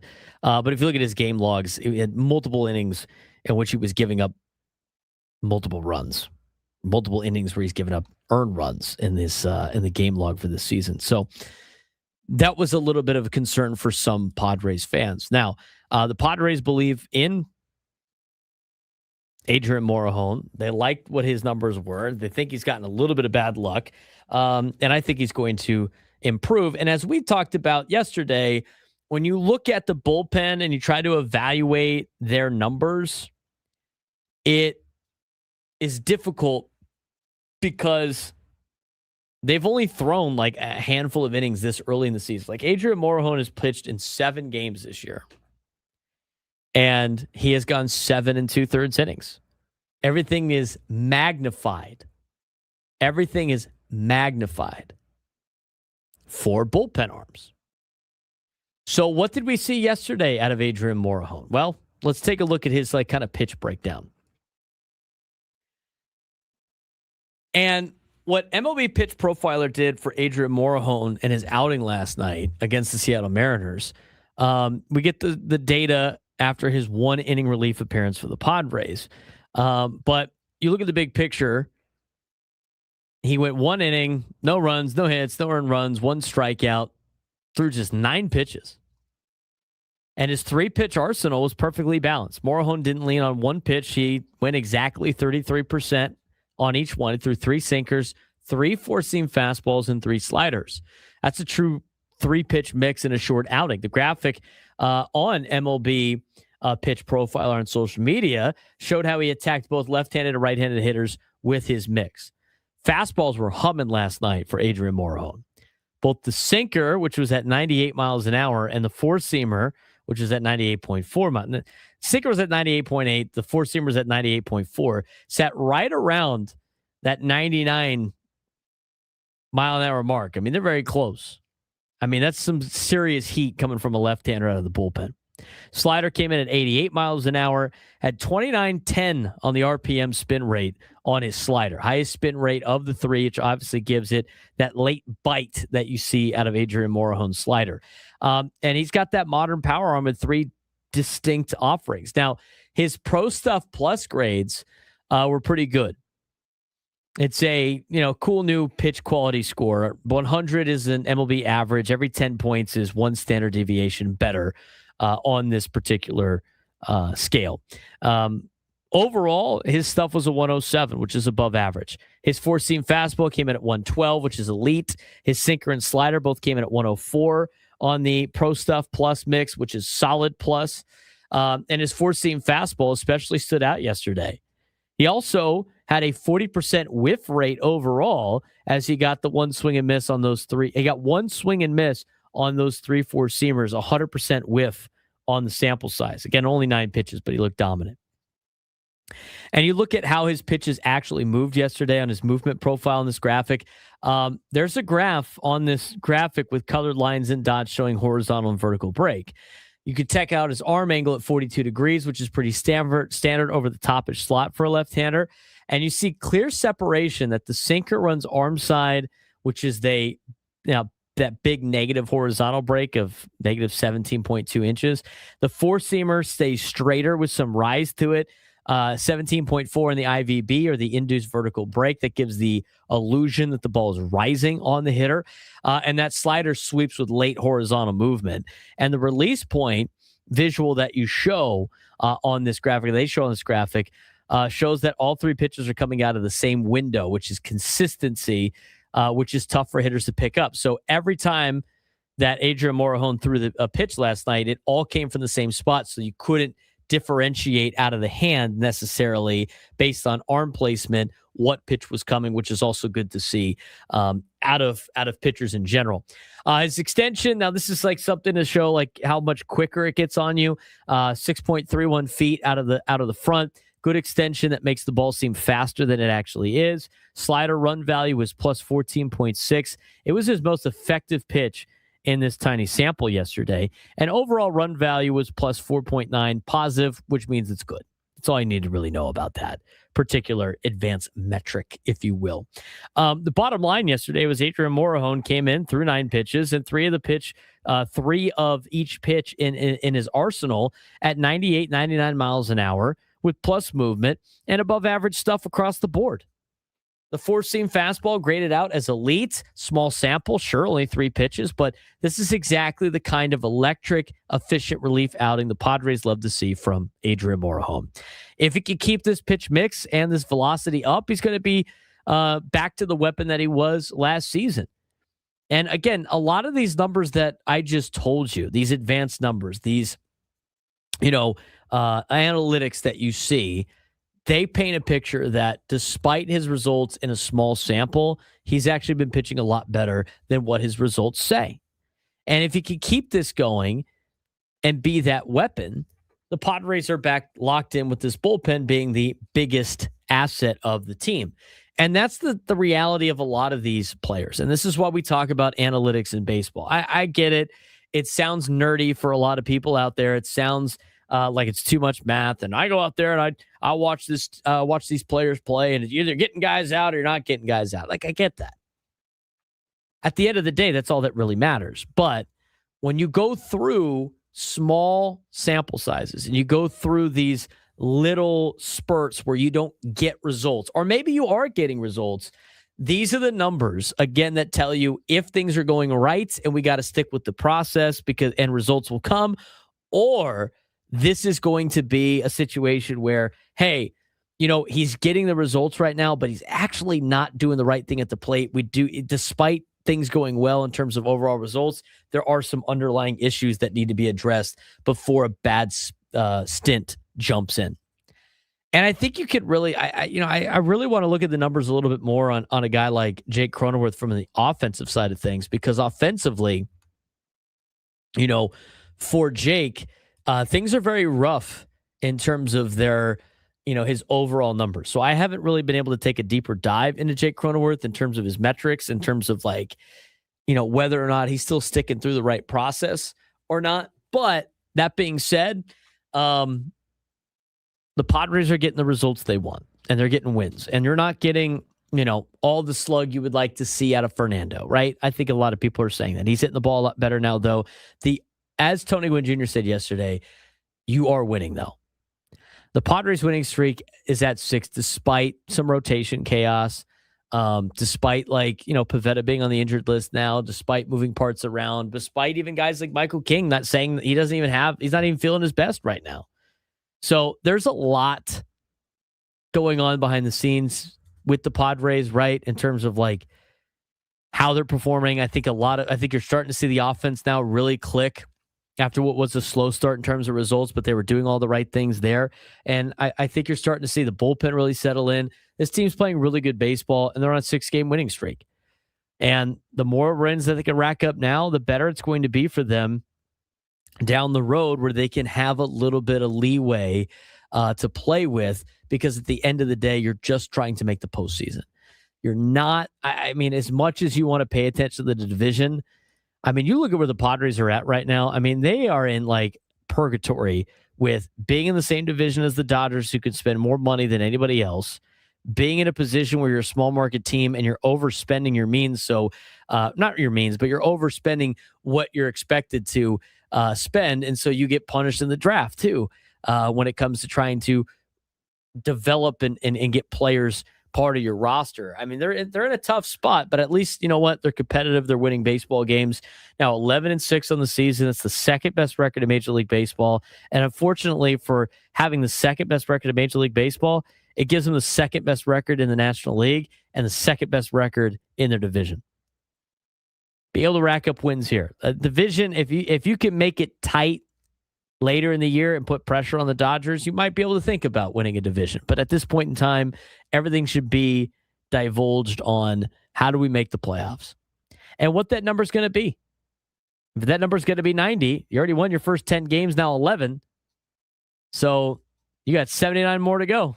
If you think 90 wins gets you in the playoffs. When we come back, we'll preview tonight's game. Padres and Mariners, game 2 of the 3-game series on the Braden Surprenant Show. Setting Zimmerman Sports Station 97 to the Fan.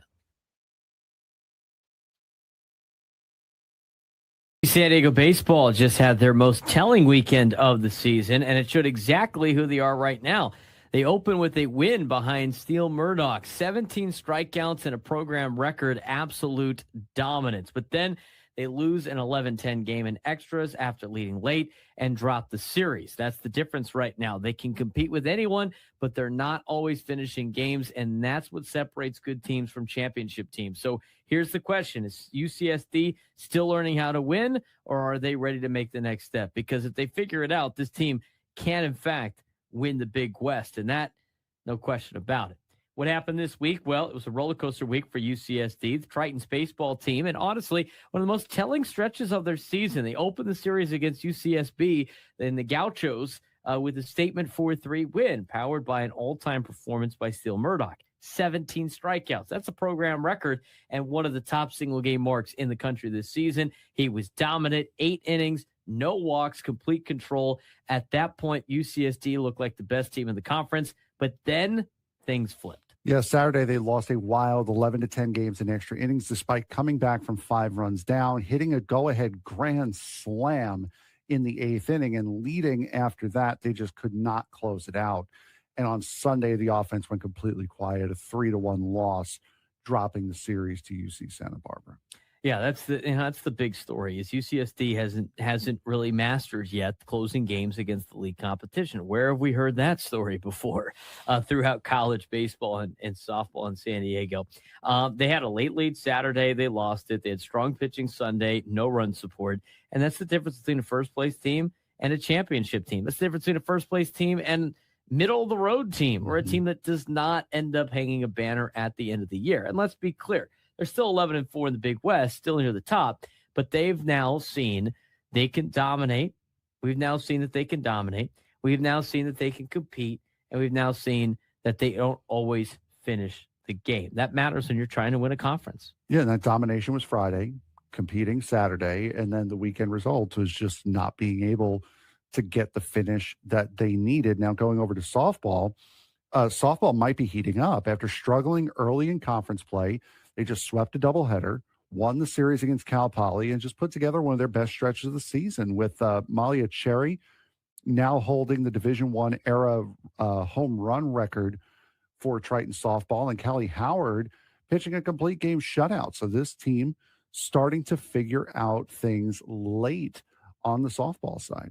What's coming up next for baseball? They now face a huge local matchup. They got a midweek test against the Aztecs, a baseball team that, again, has good pitching, but very inconsistent in terms of like who you're going to see on what given night.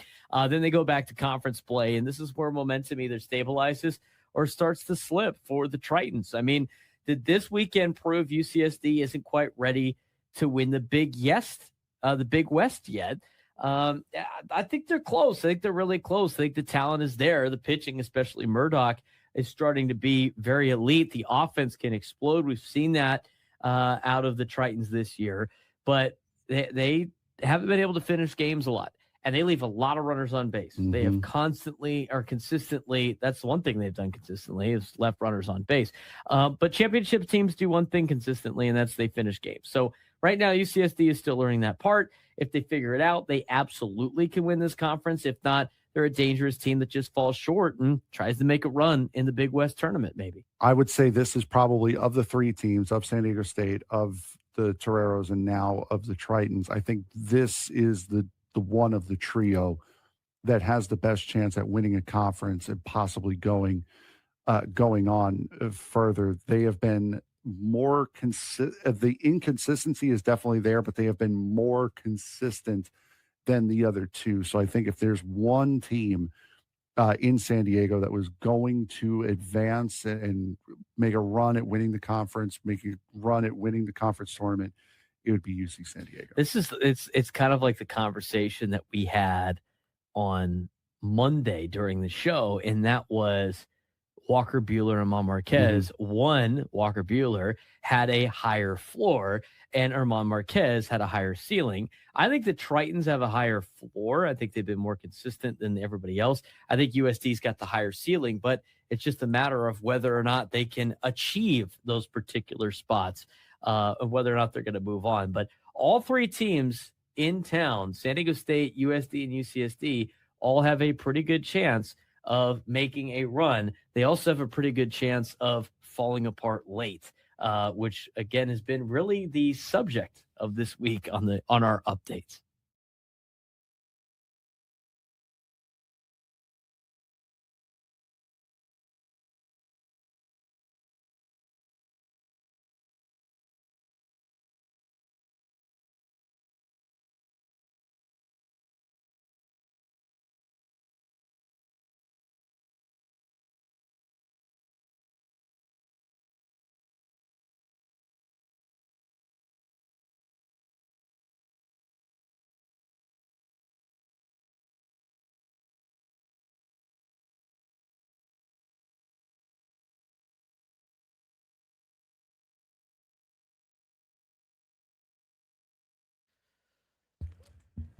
Final segment of the Braden Surprenant Show, live and local each every day from 10 to 2 on San Diego's number one sports station, 97.3 The Fan. He's Frank Marchese. I'm Braden Surprenant. This is the Braden Surprenant Show, live and local each every day from 10 to 2 on San Diego's number one sports station, 97.3 The Fan. Padres, second best record in Major League Baseball.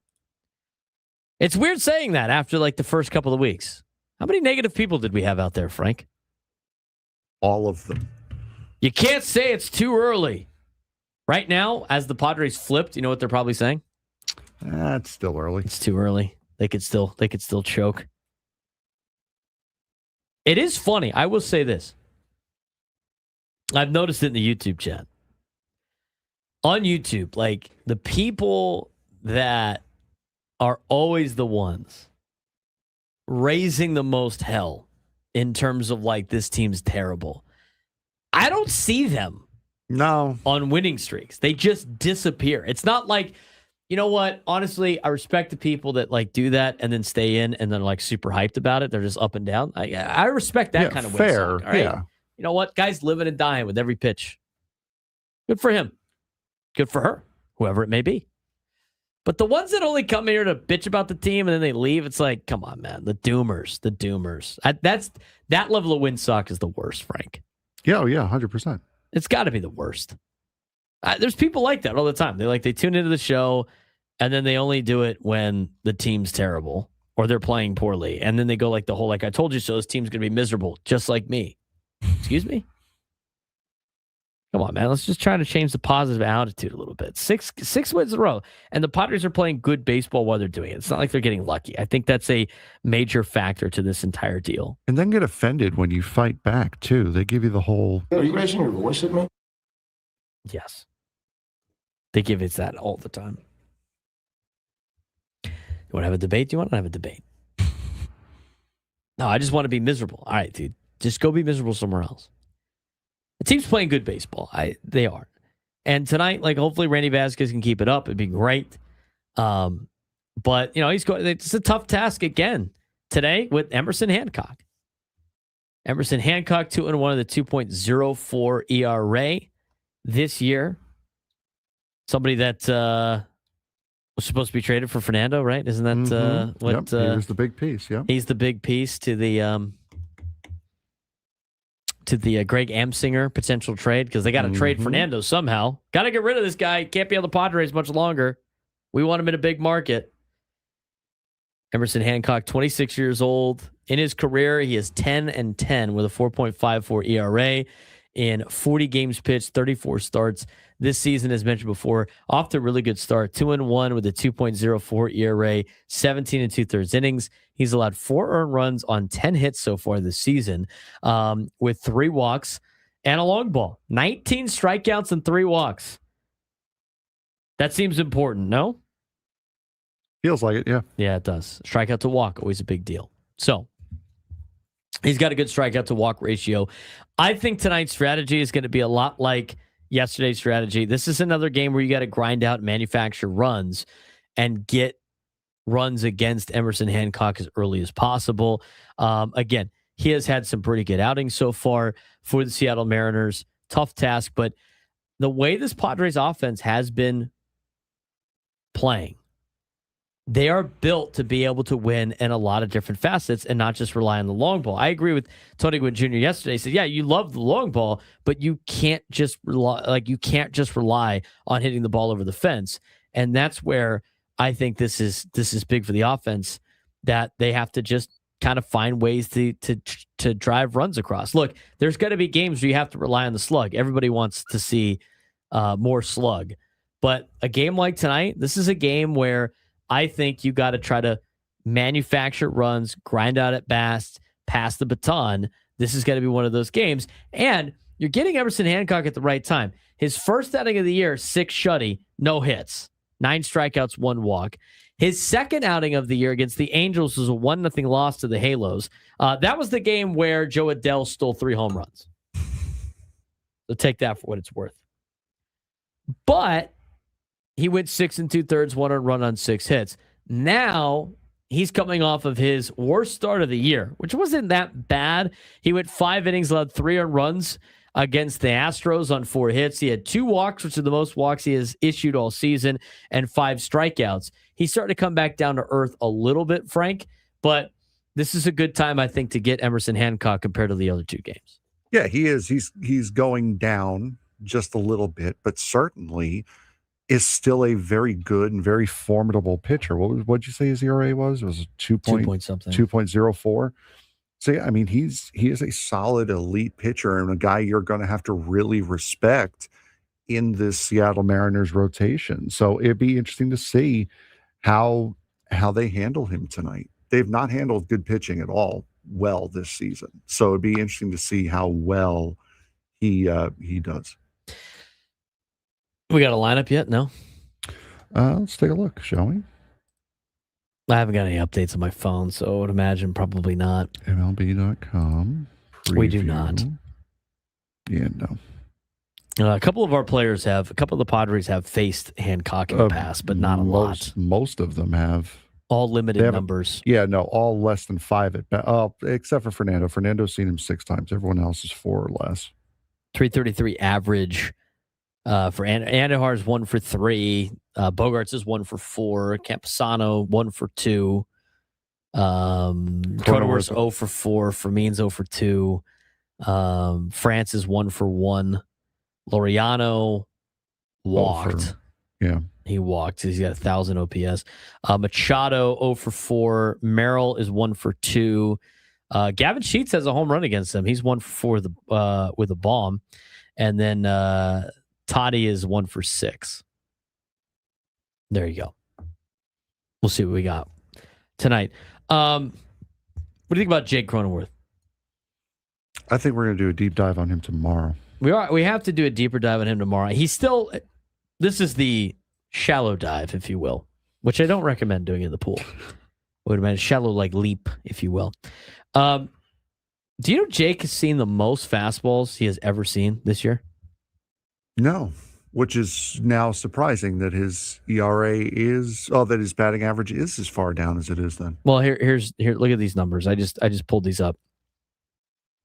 It's only been how many games have we seen him in, right? Like less than 17. I think he's been in because he's had I'll get the exact number here. I'll put it this way. He has had 32 at-bats in which he has seen fastballs, if you will. 15 at-bats that have ended with a breaking ball and 8 at-bats with off-speed pitches, whatever. He is seeing fastballs 66% of the time, which is higher than his career high of 68.8 or 65.8, that he saw in 2024. So the most fastball he's ever seen. A big dip in breaking ball stuff. And I think this is because he's batting last, Frank. Probably. He's played in 16 of the 17 games so far. He's 8 for 55 on the season. So he's seeing less breaking balls now than he's ever had in his career. And he's actually seeing more fastballs, and he's seeing an uptick in off-speed pitches. Now, against the fastball, he's hitting 219. That sounds terrible, right? Mm-hmm. Do you know what his expected batting average is against a fastball? Watch it be like 185 or something like that. 323. Mm. He's hitting the fastball. It's just unfortunately right at people. His slug against the fastball is 313. It's not bad. His expected slug 453. Weighted on base average is 322. Not bad. His expected weighted on base is 402. His exit velo on fastballs are on average 90.7 miles an hour. Guy is tagging fastballs. He's seeing a lot more of them, and he's tagging them. That kind of strikes me that he's getting a little unlucky. Can you infer that? I can. I think that's what we can infer with this. Fair enough. Even if it's like the breaking ball stuff, he has seen it 15 times. He has seen 47 breaking balls. And in those at bats, they have finished with him hitting 067. He's 1 for 15.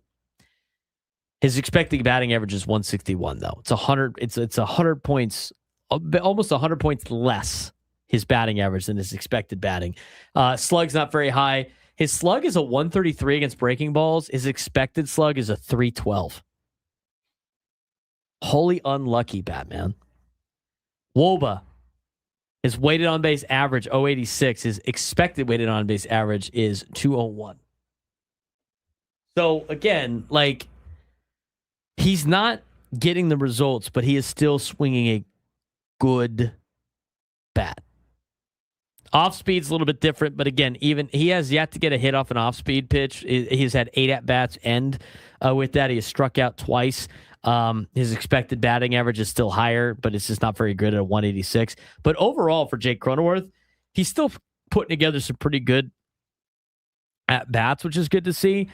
His baseball savant page, if you will, like he brings a lot in the fielding run value, which I find interesting because this is a guy that like analytically baseball hates playing defense. Even though he's a pretty good, I mean, we watch him play very good defense. They give him he's in the 88th percentile with his range on his outs above average. But all of his numbers are very low though on baseball savant. His swing speed's not good. His hard hit percentage is not good. His barrel percentage is not good. He is everything is in the 50th percentile or lower, with the exception of walk rate and strikeout rate. That's it. Those numbers are not very good. His expected numbers are solid, but like they're not super great in comparison to where everybody else is in Major League Baseball. We'll take a deeper dive on Jake Cronenworth tomorrow, but hopefully he has a little bit more of a bounce back. I think he's getting a little unlucky, but I don't necessarily know if it's concerning yet where he's at in terms of his numbers. He could just be off to a slow start. He does have that one long ball that he had against the Pirates, but overall for Jake, I think you keep letting him be in the number 9 spot and see if he can hit his way out of the situation that he's in. I think in the number 9 hole, he's going to see a lot of pitches with Ramon Laureano being behind him. I think he's going to see a lot of fastballs, and he continues to hit the fastballs. Yeah, and especially, I mean, we know now that he's got a replacement at second base if that need be, but he does strike me as one of those unlucky players, but he's also, over the last couple of years, he's seen his offensive numbers going down, slowly down. Now, last year, as far as his average is concerned, he had 246, which is the first time it's gone up in his career from the year prior. It went from 241 to 246. But he is one of those guys that, yeah, you see him as being unlucky, but his offense has also dipped year over year from where it started out. Yeah, he slowly started to move down. That will always be like a contract that didn't necessarily need to happen. Mm-hmm. Because he was already going to be under contract for a long period of time for league minimum or arbitration years, which probably wasn't going to be super high, if you will. 833-288-0973, 833-288-0973. Let's get out to Eric in Chula Vista. Eric, what's going on, man? What's up, fellas? How you doing? I'm doing well. Padres on a 6-game winning streak. Not too much to complain about. Fantastic. I love it. I know you're going to deep dive about Jake, but I'm into the baseball reference. You use the baseball savant, whatever. I'm a big stat guy, and he's regressed over the last 4 or 5 years offensive with his run production. And a lot of people talk about his glove.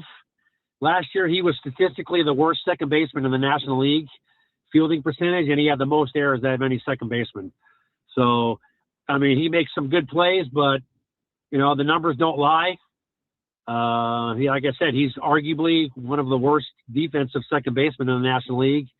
And if you look at our roster, and if you put our best lineup out there, he's not in it. So like I say, you're right about seeing if he can fight his way out of this. But I think the clock is ticking for him, unfortunately, because I like the guy, I like him. But and if you're not performing, then it's c'est la vie. So I'll listen to your response on the air. Thanks, guys. Have a good day. Yeah, he hasn't been playing that great. I mean, he had some sparks last year, and and where he had some better trips through. I mean, worst statistical second baseman fielding last year. We haven't played shortstop as the backup shortstop. Not having Fernando there. It's also an interesting thing. We don't want Fernando to learn multiple positions. Fine, whatever. And going back to what you were saying about his contract, he would have been a free agent this past offseason. Would have been his first year as a free agent. And you probably wouldn't have re-signed him. No, and he's making 12, I think it was 12.1 something $1 million. Yeah, he's making 12.2 today this year. Yeah, and 11 every towards year the down, cap. and every other year down. So,